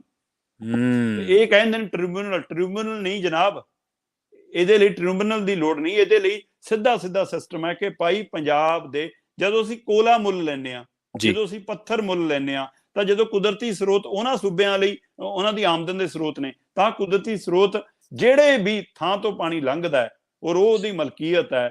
ਜੇ ਤੁਸੀਂ ਹਿਮਾਚਲ ਤੋਂ ਲੈ ਰਹੇ ਹੋ, ਹਿਮਾਚਲ ਵਾਲੇ ਖੇਤਰ ਤੋਂ ਹਿਮਾਚਲ ਦਾ ਹੱਕ ਬਣਦਾ ਉਹਨੂੰ ਪੈਸਾ, ਤੇ ਜੇ ਪੰਜਾਬ ਵਾਲੇ ਖੇਤਰ ਚੋਂ ਆ ਕੇ ਲੈ ਰਹੇ ਹੋ, ਪੰਜਾਬ ਦੇ ਡੈਮਾਂ ਚੋਂ ਲੈ ਰਹੇ ਹੋ, ਪੰਜਾਬ ਦੇ ਦਰਿਆਵਾਂ ਚੋਂ ਲੈ ਰਹੇ ਹੋ, ਤਾਂ ਪੰਜਾਬ ਦਾ ਹੱਕ ਬਣਦਾ। ਸੋ ਇਸ ਲਈ ਉਹ ਅਦਾਇਗੀ ਵਾਲੇ ਪਾਸੇ ਇਹਨਾਂ ਨੂੰ ਜਾਣਾ ਪਏਗਾ। ਇਹ ਵੱਡਾ ਸਵਾਲ ਖੜਾ। ਜੀ। ਅਗਲੀ ਖਬਰ ਦੀ ਗੱਲ ਕਰੀਏ ਸ਼ਰਮਾ ਜੀ, ਤੇ ਗੱਲ ਕਰੀਏ ਕਾਂਗਰਸ ਦੇ ਪ੍ਰਦਰਸ਼ਨ ਦੀ। ਭਾਜਪਾ ਸੱਤਾ ਦੇ ਵਿੱਚ ਹੈ, ਪਰ ਸੱਤਾਧਾਰੀ ਹਮੇਸ਼ਾ ਘਿਰ ਜਾਂਦੇ ਹੁੰਦੇ ਆ। ਬਹੁਤ ਵਾਰੀ ਆਪਾਂ ਦੇਖਦੇ ਹਾਂ ਵਿਰੋਧੀ ਧਿਰਾਂ ਘੇਰ ਲੈਂਦੀਆਂ, ਪਰ ਇੱਥੇ ਸੱਤਾਧਾਰੀ ਹਾਵੀ ਨੇ, ਹਰ ਇੱਕ ਮਸਲੇ 'ਚ ਕਾਂਗਰਸੀਆਂ ਨੂੰ ਘੇਰ ਲੈਂਦੇ ਨੇ। ਉਹ ਹੁਣ ਪ੍ਰਦਰਸ਼ਨ ਨੂੰ ਵੀ ਧਾਰਮਿਕ ਰੰਗਤ ਦੇਤੀ ਉਹਨਾਂ ਨੇ। ਬਿਲਕੁਲ, ਦੇਖੋ ਜਿੱਥੋਂ ਤੱਕ ਗੱਲ ਹੈ, ਕਾਂਗਰਸ ਲਗਾਤਾਰ ਥਾਂ ਲੱਭ ਰਹੀ ਹੈ ਆਪਣੀ, ਦੇਸ਼ ਪੱਧਰ ਦੇ ਉੱਤੇ ਆਪਣੀ ਥਾਂ ਤਲਾਸ਼ ਕਰ ਲਈ। ਪਹਿਲਾਂ ਤਾਂ ਉਹਨੂੰ ਚਿਹਰਾ ਨਹੀਂ ਫਾਈਨਲ ਕਰ ਪਾ ਰਹੇ ਕਿ ਸੋਨੀਆ ਨੂੰ ਮੂਹਰੇ ਰੱਖੀਏ, ਕਿ ਰਾਹੁਲ ਨੂੰ ਮੂਹਰੇ ਲਿਆਈਏ, ਕਿ ਹੁਣ ਪ੍ਰਿਯੰਕਾ ਨੂੰ ਵੀ ਨਾਲ ਲਈਏ, ਜਾਂ ਕੋਈ ਹੋਰ ਤੇ ਟੇਕ ਰੱਖੀਏ। ਉਹਨਾਂ ਨੂੰ ਆਪਣਾ ਚਿਹਰਾ ਨਹੀਂ ਫਾਈਨਲ ਹੋ ਪਾਉਂਦਾ। ਫਿਰ ਉਸ ਤੋਂ ਬਾਅਦ ਉਹਨਾਂ ਨੂੰ ਮੁੱਦਾ ਨਹੀਂ ਕਲੀਅਰ ਹੋ ਪਾਉਂਦਾ ਕਿ ਸੋਨੀਆ ਵਾਲੇ ਮੁੱਦਿਆਂ ਤੇ ਰਹੀਏ, ਰਾਹੁਲ ਵਾਲੇ ਮੁੱਦੇ ਤੇ ਰਹੀਏ, ਰਾਬਰਟ ਵਾਲੇ ਮੁੱਦੇ ਤੇ ਰਹੀਏ, ਜਾਂ ਲੋਕ ਮੁੱਦਿਆਂ ਤੇ ਆਈਏ। ਸੋ ਉਹਨਾਂ ਮੁੱਦਿਆਂ ਤੇ ਉਹ ਵੱਧ ਰਿਐਕਟ ਕਰਦੇ ਰਹੇ ਜਿਹੜੇ ਉਹਨਾਂ ਦੇ ਪਰਿਵਾਰਕ ਮੁੱਦੇ ਨੇ। ਲੋਕ ਮੁੱਦਿਆਂ ਤੇ ਉਹਨਾਂ ਰਿਐਕਟ ਨਹੀਂ ਕਰ ਸਕੇ। ਫਿਰ ਟੈਂਪਰੇਰੀ ਰਹੇ ਕਿ ਹਾਂ ਥੋੜੀ ਜਿਹੀ ਦੇਰ ਦਿਖੇ, ਫਿਰ 2 ਮਹੀਨੇ ਗਾਇਬ, ਫਿਰ 4 ਮਹੀਨੇ ਗਾਇਬ, ਫਿਰ ਕਦੇ ਲਖੀਮਪੁਰੀ 'ਚ ਪ੍ਰਗਟ ਹੋ ਗਏ, ਕਦੇ ਦਿੱਲੀ 'ਚ ਪ੍ਰਗਟ ਹੋ ਗਏ, ਕਦੇ ਕਿਸੇ ਮੁੱਦੇ ਤੇ ਕਿਸੇ ਦੇ ਘਰੇ ਜਾਏ ਤੇ ਉਹ ਫਿਰ ਗਾਇਬ। ਤਾਂ ਹੁਣ ਉਹ ਖੁੱਲ ਕੇ ਥੋੜਾ ਜਿਹਾ ਲੱਗਿਆ ਕਿ ਰਾਹੁਲ ਗਾਂਧੀ ਤੇ ਪ੍ਰਿਯੰਕਾ ਗਾਂਧੀ ਹੁਣ ਖੁੱਲ ਕੇ ਮਤਲਬ ਕਿ ਲੋਕਾਂ 'ਚ ਵਿਚਰਨਾ ਚਾਹੁੰਦੇ ਨੇ। ਇਸ ਲਈ ਉਹਨਾਂ ਨੇ ਲੋਕ ਮੁੱਦਿਆਂ ਨੂੰ ਮੁੱਦਾ ਬਣਾਉਣਾ ਸ਼ੁਰੂ ਕੀਤਾ, ਚਾਹੇ ਉਹ ਸੰਸਦ ਦੇ ਅੰਦਰ ਹੋਵੇ, ਤੇ ਚਾਹੇ ਉਹ ਸੰਸਦ ਦੇ ਬਾਹਰ ਹੋਵੇ, ਤੇ ਚਾਹੇ ਸੜਕਾਂ ਤੇ ਹੋਵੇ। ਸੋ ਤਿੰਨੇ ਥਾਵਾਂ ਤੇ, ਚਾਹੇ ਉਹ ਅੰਦਰ ਮੁੱਦੇ ਚੁੱਕਦੇ ਨੇ, ਚਾਹੇ ਹੁਣ ਉਹ ਬਾਹਰ ਗਾਂਧੀ ਦੇ ਬੁੱਤ ਦੇ ਕੋਲ ਖੜਦੇ ਨੇ, ਤੇ ਚਾਹੇ ਸੜਕਾਂ ਤੇ ਹੁੰਦੇ ਨੇ। ਕੱਲ ਕਾਂਗਰਸ ਖੁੱਲ ਕੇ ਸੜਕਾਂ ਤੇ ਨਿੱਤਰੀ, ਦੇਸ਼ ਭਰ 'ਚ ਨਿੱਤਰੀ, ਵੱਡਾ ਪ੍ਰਦਰਸ਼ਨ ਸੀ। ਖਾਸ ਕਰਕੇ ਤੁਸੀਂ ਦੇਖ ਸਕਦੇ ਹੋ ਕਿ ਰਾਹੁਲ ਗਾਂਧੀ ਔਰ ਪ੍ਰਿਯੰਕਾ ਗਾਂਧੀ ਸਣੇ 60 MPਆਂ ਨੇ, 60 ਮੈਂਬਰ ਪਾਰਲੀਮੈਂਟ ਨੇ, ਸੰਸਦ ਤੋਂ ਲੈ ਕੇ ਰਾਸ਼ਟਰਪਤੀ ਭਵਨ ਤੱਕ ਦਾ ਮਾਰਚ ਤੈਅ ਕੀਤਾ, ਰੋਸ ਮੁਜ਼ਾਹਰਾ ਤੈਅ ਕੀਤਾ, ਤੇ ਮੁੱਦਾ ਬਣਾਇਆ ਕਿ ਮਹਿੰਗਾਈ, ਮੁੱਦਾ ਬਣਾਇਆ ਕਿ GST, ਮੁੱਦਾ ਬਣਾਇਆ ਬੇਰੁਜ਼ਗਾਰੀ। ਇਹਨਾਂ 3 ਮੁੱਦਿਆਂ ਨੂੰ ਲੈ ਕੇ ਉਹਨਾਂ ਨੇ ਪ੍ਰਦਰਸ਼ਨ ਉਲੀਕਿਆ ਕਿ ਹਾਂ ਭਾਈ ਇਹ ਪ੍ਰਦਰਸ਼ਨ ਅਸੀਂ ਕਰਾਂਗੇ, ਉਹਦੇ ਲਈ ਉਹ ਤੁਰੇ। 6 ਘੰਟੇ ਉਹਨਾਂ ਨੂੰ ਗ੍ਰਿਫਤਾਰੀ, ਮਤਲਬ ਕਿ ਜਦੋਂ ਬੈਰੀਕੇਡ ਲੰਘਣੇ, ਪਾਣੀ ਮਾਰਿਆ, ਸਾਰਾ ਕੁਝ ਕੀਤਾ, ਕਾਲੇ ਕੱਪੜੇ, ਸਾਰਿਆਂ ਨੇ ਕਾਲੇ ਕੱਪੜੇ ਪਾਏ ਸੀ, ਤੇ ਉਸ ਤੋਂ 6 ਉਹਨਾਂ ਨੂੰ ਚੱਕ ਲਿਆ ਗਿਆ ਤੇ 6 ਘੰਟੇ ਬਾਅਦ ਰਿਹਾਈ ਹੋਈ। ਪਰ ਮੁੱਦਾ ਮਹਿੰਗਾਈ ਦਾ, ਤੇ ਉਸ ਨੂੰ ਕੈਸ਼ ਕਰ ਰਹੀ ਹੈ ਭਾਰਤੀ ਜਨਤਾ ਪਾਰਟੀ। ਪ੍ਰਦਰਸ਼ਨ ਕਾਂਗਰਸ ਦਾ ਹੈ, ਚੈਨਲਾਂ ਤੇ ਬਿਆਨ ਚੱਲ ਰਹੇ ਨੇ ਭਾਜਪਾਈਆਂ ਦੇ। ਅਮਿਤ ਸ਼ਾਹ ਜੀ ਕਹਿੰਦੇ ਜੀ ਇਹ ਕਾਲੇ ਕੱਪੜੇ ਪਾ ਕੇ ਮਹਿੰਗਾਈ ਦਾ ਰੋਸ ਮੁਜ਼ਾਹਰਾ ਨਹੀਂ ਕੀਤਾ, ਇਹ ਤਾਂ ਰਾਮ ਮੰਦਿਰ ਦਾ ਵਿਰੋਧ ਕੀਤਾ। ਮਤਲਬ ਬੀਜੇਪੀ ਨੂੰ ਹਰ ਗੱਲ ਦੇ ਵਿੱਚ ਰਾਮ ਜੀ ਨੂੰ ਲਿਆਉਣਾ, ਹਰ ਗੱਲ ਦੇ ਵਿੱਚ ਮੰਦਿਰ ਲਿਆਉਣਾ, ਹਰ ਗੱਲ ਦੇ ਵਿੱਚ ਧਰਮ ਲਿਆਉਣਾ, ਇਹ ਉਹਨਾਂ ਦਾ ਇੱਕ ਮਤਲਬ ਕਿ ਪੱਕਾ ਸਿਲੇਬਸ ਉਹਨਾਂ ਨੂੰ ਪੜਾਇਆ ਵਾ ਕਿ ਤੁਸੀਂ ਭਾਈ, ਤੁਹਾਨੂੰ ਕੋਈ 8 ਦਾ ਪਹਾੜਾ ਪੁੱਛ ਲਵੇ, ਤੁਹਾਨੂੰ ਕੋਈ 20 ਦਾ ਪਹਾੜਾ ਪੁੱਛ ਲਵੇ, 21 ਦਾ, ਤੁਸੀਂ 2 ਵਾਲਾ ਹੀ ਪਹਾੜਾ ਪੜਨਾ, ਤੁਹਾਨੂੰ ਉਹੀ ਆਉਂਦਾ, ਇੱਕੋ ਰੱਟਾ ਰੱਖਿਓ। ਸੋ ਇਹ ਉਹੀ ਇੱਕੋ ਪਹਾੜਾ ਸੁਣਾਉਂਦੇ ਨੇ, ਇੱਕੋ ਗੀਤ ਆਉਂਦਾ ਇਹਨਾਂ ਨੂੰ। ਸੋ ਉਹ ਕੱਲ ਫੇਰ ਇਸ ਮਸਲੇ ਦੇ ਉੱਤੇ ਜਵਾਬ ਦੇਣਾ ਚਾਹੀਦਾ ਸੀ ਕਿ 2 ਕਰੋੜ ਨੌਕਰੀਆਂ ਕਿਉਂ ਨਹੀਂ ਦਿੱਤੀਆਂ। ਜਵਾਬ ਦੇਣਾ ਚਾਹੀਦਾ ਸੀ ਕਿ GST ਇਸ ਕਦਰ ਆਟੇ, ਦਾਲ ਤੇ ਦਹੀਂ ਤੇ ਕਿਉਂ ਆ ਗਈ। ਜਵਾਬ ਦੇਣਾ ਚਾਹੀਦਾ ਸੀਗਾ ਕਿ ਤੁਸੀਂ ਭਾਈ 1000 ਰੁਪਏ ਤੋਂ ਵੀ ਸਿਲੰਡਰ ਕਿਉਂ ਟੱਪ ਗਿਆ ਹੈ। ਜਵਾਬ ਦੇਣਾ ਚਾਹੀਦਾ ਸੀ ਕਿ ਪੈਟਰੋਲ ਡੀਜ਼ਲ ਤਾਂ ਮਹਿੰਗਾ ਹੋ ਹੀ ਰਿਹਾ, ਨਾਲ CNG ਲੋਕਾਂ ਨੂੰ ਕਹਿੰਦੇ ਉਹਦੇ ਪਰ ਆ ਜਾਓ, ਉਹ ਵੀ ਕਿਉਂ ਮਹਿੰਗੀ ਹੋ ਰਹੀ ਆ। ਪਰ ਉਸ ਮਸਲੇ ਦੀ ਬਜਾਏ ਕਹਿੰਦੇ ਜੀ ਇਹ ਤਾਂ ਰਾਮ ਮੰਦਿਰ ਦਾ ਅਪਮਾਨ ਹੈ, ਕਿਉਂਕਿ ਇਹਨਾਂ ਨੇ ਜੀ ਉਸ ਦਿਨ ਪ੍ਰਦਰਸ਼ਨ ਕੀਤਾ ਜਿੱਦਣ ਅਯੋਧਿਆ ਦੇ ਰਾਮ ਮੰਦਿਰ ਦਾ 5 ਅਗਸਤ ਨੂੰ ਨੀਂਹ ਪੱਥਰ ਰੱਖ ਹੋਇਆ ਸੀ। ਇਸ ਲਈ ਕਹਿੰਦੇ ਜੀ ਇਹ ਉਹਦਾ ਰੋਸ ਮੁਜ਼ਾਹਰਾ, ਤਾਂ ਕਾਲੇ ਕੱਪੜੇ ਪਾ ਕੇ ਆਏ ਨੇ। ਸੋ ਹਰ ਗੱਲ ਨੂੰ ਧਾਰਮਿਕ ਰੰਗਤ ਦੇਣੀ ਹੈ, ਫਿਰਕੂ ਰੰਗਤ ਦੇਣੀ, ਇਹ ਕਾਬਲੀਅਤ ਤੇ ਇਹ ਉਹਨਾਂ ਦੀ ਸੋਸ਼ਲ ਮੀਡੀਆ ਦੀ ਤਾਕਤ ਤੇ ਉਹਨਾਂ ਦੇ ਤੋਪਾਂ, ਉਹ ਇਸ ਕੰਮ ਤੇ ਲਾਉਂਦੇ ਨੇ। ਤੇ ਨੈਸ਼ਨਲ ਮੀਡੀਆ ਵੀ ਸਾਡਾ ਪਰ ਤੋਤੇ ਵਾਂਗ ਉਹੀ ਬੋਲਦਾ ਜੋ ਉਧਰੋਂ ਆਉਂਦਾ ਹੈ। ਸੋ ਇਸ ਲਈ ਇਹ ਮੁੱਦੇ ਨੂੰ, ਬੇਸ਼ੱਕ ਇਹ ਕੰਡੇ ਕਾਂਗਰਸ ਨੇ ਆਪ ਬੀਜੇ ਹੋਏ ਨੇ। ਕਾਂਗਰਸ ਦੇ ਨਹਿਰੂ ਤੋਂ ਲੈ ਕੇ ਇੰਦਰਾ ਤੱਕ ਤੇ ਫਿਰ ਰਾਜੀਵ ਗਾਂਧੀ ਤੱਕ ਅਜਿਹੇ ਰੋਲ ਰਹੇ ਨੇ। ਤਾਂ ਫਿਰ ਰਾਹੁਲ ਗਾਂਧੀ ਐਂਡ ਪਾਰਟੀ ਨੇ ਇਸ ਮਸਲੇ ਚੋਂ ਬਾਹਰ ਨਿਕਲਣ ਦੀ ਕੋਸ਼ਿਸ਼ ਜ਼ਰੂਰ ਕੀਤੀ, ਪਰ ਉਹ ਫਿਰ ਇਹਨਾਂ ਦੇ ਪ੍ਰਭਾਵ ਹੇਠ ਇਸ ਕਦਰ ਆ ਗਏ ਕਿ ਉਹ ਵੀ ਮੰਦਿਰਾਂ ਦਾ ਰੁਖ ਕਰਨ ਲੱਗੇ, ਉਹ ਵੀ ਜਨੇਊ ਪਾ ਕੇ ਦਿਖਾਉਣ ਲੱਗੇ, ਉਹ ਵੀ ਆਪਣੇ ਆਪ ਨੂੰ ਦੱਸਣ ਲੱਗੇ ਕਿ ਮੈਂ ਇਹ ਕਿਉਂ। ਤੁਸੀਂ ਜੇ ਲੀਡਰ ਹੋ ਤਾਂ ਲੋਕਾਂ ਦੇ ਲੀਡਰ ਬਣੋ, ਕਿਸੇ ਇੱਕ ਧਰਮ ਦੇ ਲੀਡਰ ਨਹੀਂ, ਕਿਸੇ ਇੱਕ ਜਾਤ ਦੇ ਲੀਡਰ ਨਹੀਂ। ਸੋ ਇਸ ਲਈ ਜਦੋਂ ਇਹਦਾ ਤੁਸੀਂ ਉਹਨਾਂ ਦੇ ਪ੍ਰਭਾਵ ਹੇਠ ਆ ਰਹੇ ਹੋ, ਤੁਸੀਂ ਦਿਖਾਉਣਾ ਚਾਹੁੰਦੇ ਹੋ। ਹੁਣ ਇਸ ਵਾਰ 15 ਅਗਸਤ ਤੇ ਤਿਰੰਗੇ ਦਾ ਜਿਹੜਾ ਸਵਾਲ ਖੜਾ ਕੀਤਾ, ਇਸ ਨੂੰ ਵੀ ਲੋਕ ਸਮਝ ਰਹੇ ਨੇ ਕਿ ਭਾਈ ਇਹ ਸਿਰਫ ਤੇ ਸਿਰਫ ਵੋਟਾਂ ਗਿਣਨਗੇ ਜੀ, ਕਿ ਜਿਹਦੇ ਕੋਠੇ ਤੇ ਤਿਰੰਗਾ ਲੱਗਿਆ ਇਹਦਾ ਮਤਲਬ ਉਹ ਮੋਦੀ ਭਗਤ ਹੈ। ਹੱਦ ਹੈ। ਤਿਰੰਗਾ ਦੇਸ਼ ਦਾ ਚਿੰਨ੍ਹ ਹੈ, ਰਾਸ਼ਟਰ ਦਾ ਚਿੰਨ੍ਹ ਹੈ, ਕਿਸੇ ਇੱਕ ਪਾਰਟੀ ਦਾ ਚਿੰਨ੍ਹ ਨਹੀਂ ਹੈ ਜੀ। ਪਰ ਭਾਜਪਾ ਹੀ ਇਸ ਨੂੰ ਇਸ ਤਰ੍ਹਾਂ ਕੈਸ਼ ਕਰਨ ਦੀ ਕੋਸ਼ਿਸ਼ ਕਰਦੀ ਹੈ। ਉਹ ਜਚਾਉਣਾ ਚਾਹੁੰਦੀ ਹੈ ਕਿ ਰਾਸ਼ਟਰੀ ਭਗਤੀ ਤਾਂ ਹੀ ਹੈ ਜੇਕਰ ਤੁਸੀਂ BJP ਭਗਤ ਹੋ, ਰਾਸ਼ਟਰੀ ਭਗਤੀ ਤਾਂ ਹੀ ਹੈ ਜੇਕਰ ਤੁਸੀਂ ਸਾਡੇ ਕਹੇ ਤੇ ਤਿਰੰਗਾ ਲਾਉਂਦੇ ਹੋ, ਉਹ ਲਾਓਗੇ ਫਿਰ ਤੁਸੀਂ ਦੇਸ਼ ਭਗਤ ਨਹੀਂ ਗਏ। ਸੋ ਦੇਸ਼ ਨਾਲ ਖੜਨਾ, ਰਾਸ਼ਟਰਵਾਦ ਨਾਲ ਖੜਨਾ, ਆਪਣੇ ਦੇਸ਼ ਵਾਸੀਆਂ ਨਾਲ ਖੜਨਾ ਹੋਰ ਚੀਜ਼ ਹੈ। ਉਸ ਨੂੰ ਕੈਸ਼ ਕਰਨ ਲਈ ਇਸ ਦਿਨਾਂ ਦਾ ਮਾਹੌਲ ਕ੍ਰੀਏਟ ਕਰਨਾ ਇਹ ਵੱਖਰੀ ਚੀਜ਼ ਹੈ। ਸੋ BJP ਗਿਣਤੀਆਂ ਮਿਣਤੀਆਂ ਨਾਲ ਚੱਲਦੀ ਹੈ। ਉਹਨੂੰ ਲੱਗਦਾ ਕਿ ਅਸੀਂ ਹਰ ਕੰਮ 'ਚ ਵੋਟ ਵੀ ਗਿਣ ਲਈਏ ਔਰ ਦੂਜੀ ਪਾਰਟੀ ਨੂੰ ਖੋਰਾ ਲਾਉਣ ਲਈ ਉਹਨਾਂ ਦੇ ਵਿਰੋਧ ਪ੍ਰਦਰਸ਼ਨ ਨੂੰ ਵੀ ਇਹ ਕਹੀਏ ਕਿ ਨਹੀਂ ਜੀ ਇਹ ਤਾਂ ਜਨਾਬ ਰਾਮ ਮੰਦਿਰ ਦਾ ਵਿਰੋਧ ਹੈ। ਹੱਦ ਹੈ। ਮਤਲਬ ਰਾਮ ਜੀ ਨੂੰ ਤਾਂ ਆਰਾਮ ਨਾਲ ਰਹਿ ਲੈਣ ਦਿਓ। ਜੀ ਜੀ ਜੀ। ਸ਼ਰਮਾ ਜੀ, ਤੁਹਾਨੂੰ ਵੀ 2.5 ਦਹਾਕਿਆਂ ਵਾਂਗੂ ਪੱਤਰਕਾਰਤਾ ਦੇ ਵਿੱਚ ਵਿਚਰਦਿਆਂ ਨੂੰ ਹੋ ਗਏ, ਵੱਖ-ਵੱਖ ਅਦਾਰਿਆਂ ਨਾਲ ਕੰਮ ਕਰਨ ਦਾ ਮੌਕਾ ਮਿਲਿਆ, ਪ੍ਰਿੰਟ, ਫਿਰ ਇਲੈਕਟ੍ਰੋਨਿਕ, ਫਿਰ ਨਾਲੋਂ ਨਾਲ ਸੋਸ਼ਲ ਮੀਡੀਆ ਤੇ ਤੁਸੀਂ ਲਗਾਤਾਰ ਸਰਗਰਮ ਹੋ। ਰਾਜ ਸਭਾ ਦੇ ਬਾਰੇ ਕਦੇ ਇੰਨੀ ਸਰਗਰਮੀ ਨਾਲ ਵੇਖਿਆ, ਪੜ੍ਹਿਆ, ਲਿਖਿਆ ਕਿਤੇ ਜਿੰਨੀ ਸਰਗਰਮੀ ਇਸ ਵਾਰ ਦਿਖ ਰਹੀ ਹੈ, ਔਰ ਖਾਸ ਕਰਕੇ ਬੜੇ ਕਈ ਅਹਿਮ ਮੁੱਦਿਆਂ ਨੂੰ ਛੇੜਿਆ ਜਾ ਰਿਹਾ। ਨੋ ਡਾਊਟ ਉਹ ਮੁੱਦੇ ਪੰਜਾਬ ਦੇ ਨੇ ਔਰ ਉਹਨਾਂ ਮੁੱਦਿਆਂ ਤੇ ਗੱਲ ਹੋਣੀ ਚਾਹੀਦੀ ਹੈ। ਇਹਦੇ ਵਿੱਚ ਆਮ ਆਦਮੀ ਪਾਰਟੀ ਤਾਂ ਸਭ ਤੋਂ ਮੂਹਰੇ ਹੈ। ਜਿਹੜੇ ਮੈਂਬਰ ਪਾਰਲੀਮੈਂਟ ਨੇ, ਲੋਕ ਸਭਾ ਤੇ ਰਾਜ ਸਭਾ ਦੋਨਾਂ ਨੂੰ ਇਕੱਠੇ ਲਾ ਕੇ ਚੱਲ ਰਿਹਾ ਮੈਂ ਜੀ। ਆਮ ਆਦਮੀ ਪਾਰਟੀ ਦੇ ਰਾਘਵ ਚੱਡਾ ਤੇ ਨਾਲੋਂ ਨਾਲ ਸੀਚੇਵਾਲ ਜੀ ਤੇ ਉਹਨਾਂ ਦੇ ਸਾਨੀ ਜੀ ਵੀ ਬੋਲੇ ਨੇ ਕੁਝ ਮੁੱਦਿਆਂ ਨੂੰ ਲੈ ਕੇ। ਹਾਲੇ 2-3 ਤਾਂ ਸੁੱਚੇ ਮੂੰਹ ਹੀ ਨੇ ਤੇ ਪਰ ਦੂਜੇ ਪਾਸੇ ਹੁਣ ਸ਼੍ਰੋਮਣੀ ਅਕਾਲੀ ਦਲ, ਬੀਬਾ ਹਰਸਿਮਰਤ ਕੌਰ ਬਾਦਲ 10 ਸਾਲਾਂ ਵਾਂਗੂ ਰਹੇ ਵਜ਼ਾਰਤ ਦੇ ਵਿੱਚ, ਦੂਜੀ ਟਰਮ ਚੱਲ ਰਹੀ ਹੈ, ਖੈਰ 10 ਤਾਂ ਨਹੀਂ 7-8 ਕਹਿ ਸਕਦੇ ਹਾਂ, 6-7 ਪਰ ਵਜ਼ਾਰਤ ਰਹੀ ਉਹਨਾਂ ਦੀ ਸੂਬੇ ਦੇ ਵਿੱਚ 10 ਸਾਲ। ਇਸ ਵਾਰੀ ਸਰਗਰਮੀਆਂ ਜਿਹੜੀਆਂ ਨਜ਼ਰ ਆ ਰਹੀਆਂ ਨੇ ਤੁਹਾਨੂੰ, ਸਿਆਸਤ ਹੈ ਜਾਂ ਮਜਬੂਰੀ ਹੈ? ਦੋਨੇ ਚੀਜ਼ਾਂ ਨੇ ਪ੍ਰਵੀਨ ਜੀ, ਸਿਆਸਤ ਵੀ ਹੈ ਤੇ ਮਜਬੂਰੀ ਵੀ।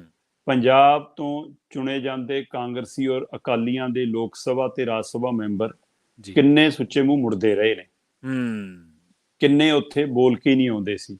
ਜੇ ਬੋਲਦੇ ਸੀ ਤਾਂ ਲੋਕਾਂ ਨੂੰ ਸਮਝ ਨਹੀਂ ਆਉਂਦਾ ਸੀ ਪੰਜਾਬੀ ਬੋਲਦੇ ਕਿ ਹਿੰਦੀ ਬੋਲਦੇ, ਔਰ ਜੇ ਹਿੰਦੀ ਵੀ ਬੋਲਦੇ ਤਾਂ ਸਿਰੇ ਦੀ ਬੋਲਦੇ ਸੀ। ਔਰ ਮੁੱਦੇ ਵੀ ਕਈ ਵਾਰ ਬਹੁਤ ਮਤਲਬ ਕਿ ਪਾਰਟੀ ਨੂੰ ਪ੍ਰਭਾਵਿਤ ਕਰਨ ਵਾਲੇ ਜਾਂ ਪਾਰਟੀ ਨੂੰ ਮੂੰਹ ਦਿਖਾਉਣ ਵਾਲੇ ਹੁੰਦੇ ਸੀ, ਲੋਕ ਮੁੱਦੇ ਨਹੀਂ ਹੁੰਦੇ ਸੀ। ਪਰ ਫਿਰ ਵੀ ਇਸ ਵਾਰ ਜਦੋਂ ਕਿਸਾਨ ਅੰਦੋਲਨ ਚੱਲਿਆ ਤਦ ਜੀ। ਉਸ ਮੁੱਦਿਆਂ ਤੇ ਕਿੰਨਿਆਂ ਨੂੰ ਲੋਕ ਮੁੱਦਿਆਂ ਵੱਲ ਮੁੜਨਾ ਪਿਆ, ਲੋਕ ਮੁੱਦਿਆਂ ਲਈ ਬੋਲਣਾ ਪਿਆ, ਚਾਹੇ ਉਹ ਚੰਦੂ ਮਾਜਰਾ ਐਂਡ ਪਾਰਟੀ ਸੀ, ਚਾਹੇ ਉਹ ਢੀਂਡਸੇ ਹੋ ਰਹੀ ਸੀ, ਚਾਹੇ ਰਵਨੀਤ ਬਿੱਟੂ ਹੋ ਰਹੀ ਸੀ, ਚਾਹੇ ਹਰਸਿਮਰਤ ਤੱਕ ਉਹਨਾਂ ਨੂੰ ਵਾਪਸ ਆਉਣਾ ਪਿਆ ਇਹਨਾਂ ਮੁੱਦਿਆਂ ਦੇ ਉੱਤੇ। ਸੋ ਇਸ ਲਈ ਇਸ ਮੁੱਦਿਆਂ ਦੇ ਉੱਤੇ ਉਹਨਾਂ ਨੇ ਵਾਪਸ ਆਏ। ਪਰ ਜਦੋਂ ਹੁਣ ਰਾਜ ਸਭਾ ਦੀ ਚੋਣ ਆਈ, ਉਸ ਰਾਜ ਸਭਾ ਦੀ ਚੋਣ ਦੇ ਵਿੱਚ ਜਦੋਂ 7 ਰਾਜ ਸਭਾ ਮੈਂਬਰ ਆਮ ਆਦਮੀ ਪਾਰਟੀ ਨੇ ਚੁਣੇ, ਖਾਸ ਕਰਕੇ ਉਹਨਾਂ ਚੋਂ ਪਹਿਲਾਂ ਜਦੋਂ 5 ਚੁਣੇ, ਤਦ ਉਸ 5 ਨੂੰ ਲੈ ਕੇ ਮਤਲਬ ਕਿ ਇਹ ਸਵਾਲ ਉੱਠਿਆ ਕਿ ਭਾਈ ਇਹ ਪੰਜਾਬ ਦੀ ਬੋਲੀ ਕਿਵੇਂ ਬੋਲਣਗੇ? ਇਹ ਨਾ ਪੰਜਾਬ ਨੂੰ ਸਮਝਦੇ ਨੇ, ਨਾ ਪੰਜਾਬੀਆਂ ਨੂੰ ਸਮਝਦੇ ਨੇ, ਨਾ ਇਹ ਪੰਜਾਬੀ ਨੇ, ਨਾ ਇਹ ਪੰਜਾਬ ਮੁੱਦਿਆਂ ਨਾਲ ਜੁੜੇ ਨੇ, ਇਹ ਦਿੱਲੀ ਦੇ ਨੁਮਾਇੰਦੇ ਨੇ। ਉਸ ਨੂੰ ਲੈ ਕੇ ਚੰਗਾ ਰੋਸ ਪਨਪਿਆ। ਸੋ ਇਸ ਲਈ ਇਹ ਮਤਲਬ ਕਿ ਵਿਰੋਧ ਨੇ, ਰੋਸੇ ਨੇ ਮਜਬੂਰੀ ਬਣਾ ਦਿੱਤੀ ਕਿ ਉਹ ਪੰਜਾਬ ਮੁੱਦਿਆਂ ਤੇ ਕੇਂਦਰਿਤ ਹੋ ਗਏ। ਇਹ ਮਜਬੂਰੀ ਬਣੀ ਔਰ ਇਸ ਗੱਲ ਦੀ ਉਹਨਾਂ ਨੇ ਰਾਜਨੀਤੀ ਕੀਤੀ ਕਿ ਜਿਹੜੇ ਮੁੱਦੇ ਅਕਾਲੀਆਂ ਨੂੰ ਚੁੱਕਣੇ ਚਾਹੀਦੀ ਸੀ ਉਹ ਮੁੱਦੇ ਉਹਨਾਂ ਨੇ ਉਹ ਤੋਂ ਹਥਿਆ ਲਏ, ਚਾਹੇ ਪਾਣੀਆਂ ਦਾ ਮੁੱਦਾ, ਚਾਹੇ ਪੰਜਾਬੀਆਂ ਦੇ ਮੁੱਦੇ, ਚਾਹੇ ਕਿਸਾਨੀ ਦਾ ਮੁੱਦਾ। ਸੋ ਇਸ ਲਈ ਰਾਜਨੀਤੀ ਵੀ ਆ ਉੱਥੇ ਔਰ ਮਜਬੂਰੀ ਵੀ ਆ। ਮਜਬੂਰੀ ਲੋਕਾਂ ਦਾ ਦਬਾਅ ਹੈ ਕਿ ਹੁਣ ਦਿਖਾਉਣਾ ਪਊਗਾ ਕਿ ਅਸੀਂ ਪੰਜਾਬ ਵਿੱਚ ਚ। ਮਤਲਬ ਰਾਘਵ ਚੱਡਾ ਹੋਰਾਂ ਦੀ ਹੁਣ ਪੰਜਾਬੀ ਚ ਸਕ੍ਰਿਪਟ ਪੜ੍ਹਨਾ ਇਹ ਚੰਗਾ ਵੀ ਹੈ ਕਿ ਪੰਜਾਬੀ ਸਿੱਖਣ ਲਾ ਦਿੱਤੀ, ਪੰਜਾਬੀ ਸਿੱਖ ਰਹੇ ਨੇ, ਇਹ ਚੰਗੀ ਪਹਿਲ ਕਦਮੀ ਵੀ ਆ। ਪਰ ਇਹਦੇ ਨਾਲ ਨਾਲ ਇੱਕੋ ਕਦਮ ਅਗਲਾ ਵੀ ਹੈ ਕਿ ਉਹ ਜਿਹੜੀ ਗੱਲ ਲੋਕਾਂ ਨੂੰ ਲੱਗਦੀ ਆ ਕਿ ਭਗਵੰਤ ਮਾਨ ਦੀ ਥਾਂ ਲੈਣ ਦੀ ਕਾਹਲ ਹੈ, ਕਿ ਉਧਰ ਵੀ ਤਾਂ ਨਹੀਂ ਵਧਿਆ ਜਾ ਰਿਹਾ। ਪਰ ਫਿਰ ਵੀ ਬਿਲਕੁਲ ਫਿਰ ਵੀ ਨਹੀਂ, ਸਿੱਧੇ ਸੀਐਮ ਹੁਣ ਮਤਲਬ ਕਿ ਸੁਪਰ ਸੀਐਮ ਤਾਂ ਹੈਗੇ ਹੀ ਨੇ ਉਹ, ਪਰ ਅਸਲ 'ਚ ਸੀਐਮ ਵਾਲਾ ਮਤਲਬ ਕਿ ਉਹ ਵਾਲਾ ਕਿਤੇ ਉਧਰ ਨੂੰ ਤਾਂ ਨਹੀਂ ਵਧਿਆ ਜਾ ਰਿਹਾ। ਪਰ ਇਹ ਸਭ ਦੇ ਬਾਵਜੂਦ ਵੀ ਜਿਹੜੀ ਚੰਗੀ ਚੀਜ਼ ਆ ਉਹ ਕਿਹੜੀ ਪਏਗੀ ਕਿ ਇਸ ਮੌਕੇ ਚਾਹੇ ਆਪਣਾ ਹਰਭਜਨ ਭੱਜੀ ਨੇ ਮੁੱਦਾ ਚੱਕਿਆ, ਚਾਹੇ ਸਾਨੀ ਨੇ ਚੱਕਿਆ, ਚਾਹੇ ਸੰਤ ਬਲਬੀਰ ਸਿੰਘ ਸਿੰਚਿਆ ਲਗਾਤਾਰ ਬੋਲ ਰਹੇ, ਚਾਹੇ ਰਾਘਵ ਚੱਡਾ ਅੰਦਰ ਰਾਜ ਸਭਾ ਦੇ ਅੰਦਰ ਵੀ ਔਰ ਬਾਹਰ ਆ ਕੇ ਵੀ, ਚਾਹੇ ਉਹ ਜਾ ਕੇ ਬੀਬੀ ਨੂੰ ਮਿਲ ਕੇ ਵੀ, ਨਿਰਮਲਾ ਸੀਤਾਰਮਨ ਨੂੰ ਵੀ ਲਗਾਤਾਰ ਮੁੱਦੇ ਚੁੱਕ ਰਹੇ ਨੇ ਔਰ ਪੰਜਾਬ ਦੇ ਮੁੱਦਿਆਂ ਨੂੰ ਕੇਂਦਰਿਤ ਕਰਕੇ ਮੁੱਦੇ ਚੁੱਕ ਰਹੇ ਨੇ। ਸੋ ਇਹੀ ਮਜਬੂਰੀ ਹੁਣ ਹਰਸਿਮਰਤ ਦੀ ਵੀ ਬਣ ਗਈ, ਇਹੀ ਮਜਬੂਰੀ ਹੁਣ ਦੂਜੀਆਂ ਧਿਰਾਂ ਦੀ ਬਣ ਗਈ। ਪਰ ਅਜੇ ਕਾਂਗਰਸੀਆਂ ਦੀਆਂ ਉਹ ਕਲਿੱਪ, ਉਹ ਵੀਡੀਓ, ਉਹ ਬੋਲ ਸਾਹਮਣੇ ਨਹੀਂ ਆ ਰਹੇ ਜਿੰਨੇ ਮਤਲਬ ਆਮ ਆਦਮੀ ਪਾਰਟੀ ਦੇ ਆ ਰਹੇ ਨੇ ਜਾਂ ਥੋੜੇ ਬਹੁਤ ਅਕਾਲੀਆਂ ਦੇ ਆਉਣ ਲੱਗੇ ਨੇ। ਸੋ ਇਸ ਲਈ ਉਹਨਾਂ ਨੇ ਸਰਗਰਮੀ ਫੜ ਲਈ ਹੈ ਔਰ ਇਹ ਮਜਬੂਰੀ ਵੀ ਹੈ ਔਰ ਇਹ ਸਿਆਸਤ ਵੀ ਹੈ। ਮਜਬੂਰੀ ਵੀ ਹੈ, ਸਿਆਸਤ ਵੀ ਹੈ। ਚਲੋ, ਪਰ ਚੰਗਾ ਪਹਿਲੂ ਇਹ ਹੈ ਕਿ ਚਲੋ ਪੰਜਾਬ ਦੇ ਮੁੱਦਿਆਂ ਦੀ ਗੱਲ ਹੋਣ ਲੱਗ ਪਈ ਹੈ। ਬਿਲਕੁਲ ਪੰਜਾਬ ਦੇ ਲੋਕਾਂ ਨੇ ਮਜਬੂਰ ਕੀਤਾ, ਇਹਨਾਂ ਨੇ ਸ਼ਾਇਦ ਇਸ ਗੱਲ ਤੇ ਨਹੀਂ ਸੀ ਆਉਣਾ। ਜੀ ਜਾਂਦੇ ਜਾਂਦੇ ਗੱਲ ਕਰੀਏ ਸ਼ਰਮਾ ਜੀ, ਖੇਡਾਂ ਦੀ ਭਲਵਾਨੀ ਦੇ ਵਿੱਚ ਇੱਕੋ ਦਿਨ 6 ਮੈਡਲ ਆਏ। ਚੰਗੀ ਗੱਲ ਇਹ ਹੈ ਕਿ ਇੱਕੋ ਘੰਟੇ ਦੇ ਵਿੱਚ 3 ਗੋਲਡ। ਤੇ ਬਿਲਕੁਲ ਇੱਥੋਂ ਪਤਾ ਲੱਗਦਾ ਹੈ ਕਿ ਸਮਰੱਥਾ ਹੈ, ਪਰ ਸਮਰੱਥਾ ਨੂੰ ਮੌਕਾ। ਬਿਲਕੁਲ ਐਕਟੀ ਕਾਮਨਵੈਲਥ ਖੇਡਾਂ ਦੇ ਵਿੱਚ ਪੰਜਾਬੀਆਂ ਦਾ ਵੀ ਪ੍ਰਦਰਸ਼ਨ ਚੰਗਾ ਰਿਹਾ। ਪੰਜਾਬ ਦੀਆਂ ਧੀਆਂ, ਪੰਜਾਬ ਦੇ ਪੁੱਤਰਾਂ ਨੇ ਚੰਗਾ ਜੋਰ ਜਮਾਇਸ਼ ਦਿਖਾਈ। ਕਾਂਸੇ ਦੇ ਮੈਡਲ ਤੇ ਚਾਂਦੀ ਦੇ ਮੈਡਲ ਖਾਸੇ ਜਿੱਤੇ ਨੇ ਔਰ ਹਾਕੀ ਤੋਂ ਖਾਸੀਆਂ ਉਮੀਦਾਂ ਨੇ ਸਾਨੂੰ ਇਹ ਇੱਕ ਵਾਰ ਫੇਰ। ਪਰ ਅੰਦੋਲਨ ਦੌਰਾਨ ਬਾਈ ਜੀ ਦੇਖਿਆ ਕਿ ਜਿਹੜਾ ਪੰਜਾਬ 'ਚ 20-25 ਸਾਲ ਪਹਿਲਾਂ ਦੁੱਧ, ਲੱਸੀ, ਦਹੀਂ ਹੁੰਦਾ ਸੀ ਨਾ, ਉਹ ਹਰਿਆਣੇ 'ਚ ਅਜੇ ਵੀ ਹੈਗਾ।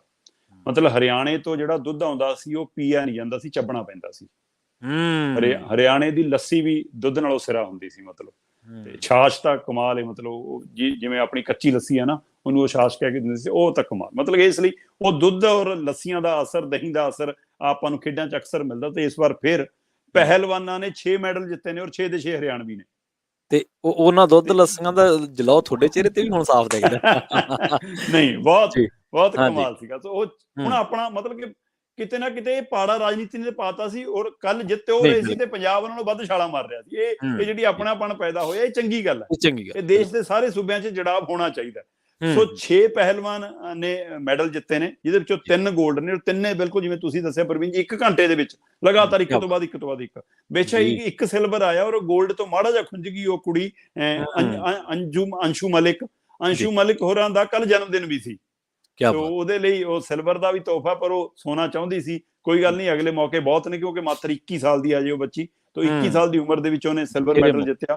ਤੇ ਇਸੇ ਤਰ੍ਹਾਂ 2 ਕਾਂਸੇ ਦੇ ਮੈਡਲ ਆਏ ਨੇ, ਦਿਵਿਆ ਔਰ ਇੱਕ ਹੋਰ ਪਹਿਲਵਾਨ ਨੇ ਸਾਡੇ ਨੇ ਜਿੱਤਿਆ। ਤੇ ਜਦੋਂ ਕਿ ਬਜਰੰਗ ਪੁਨੀਆ ਨੇ ਪਹਿਲਾ ਗੋਲਡ ਜਿੱਤਿਆ ਤੇ ਉਸ ਤੋਂ ਬਾਅਦ ਸਾਕਸ਼ੀ ਮਲਿਕ ਨੇ ਗੋਲਡ ਜਿੱਤਿਆ ਤੇ ਫਿਰ ਦੀਪਕ ਪੁਨੀਆ ਨੇ।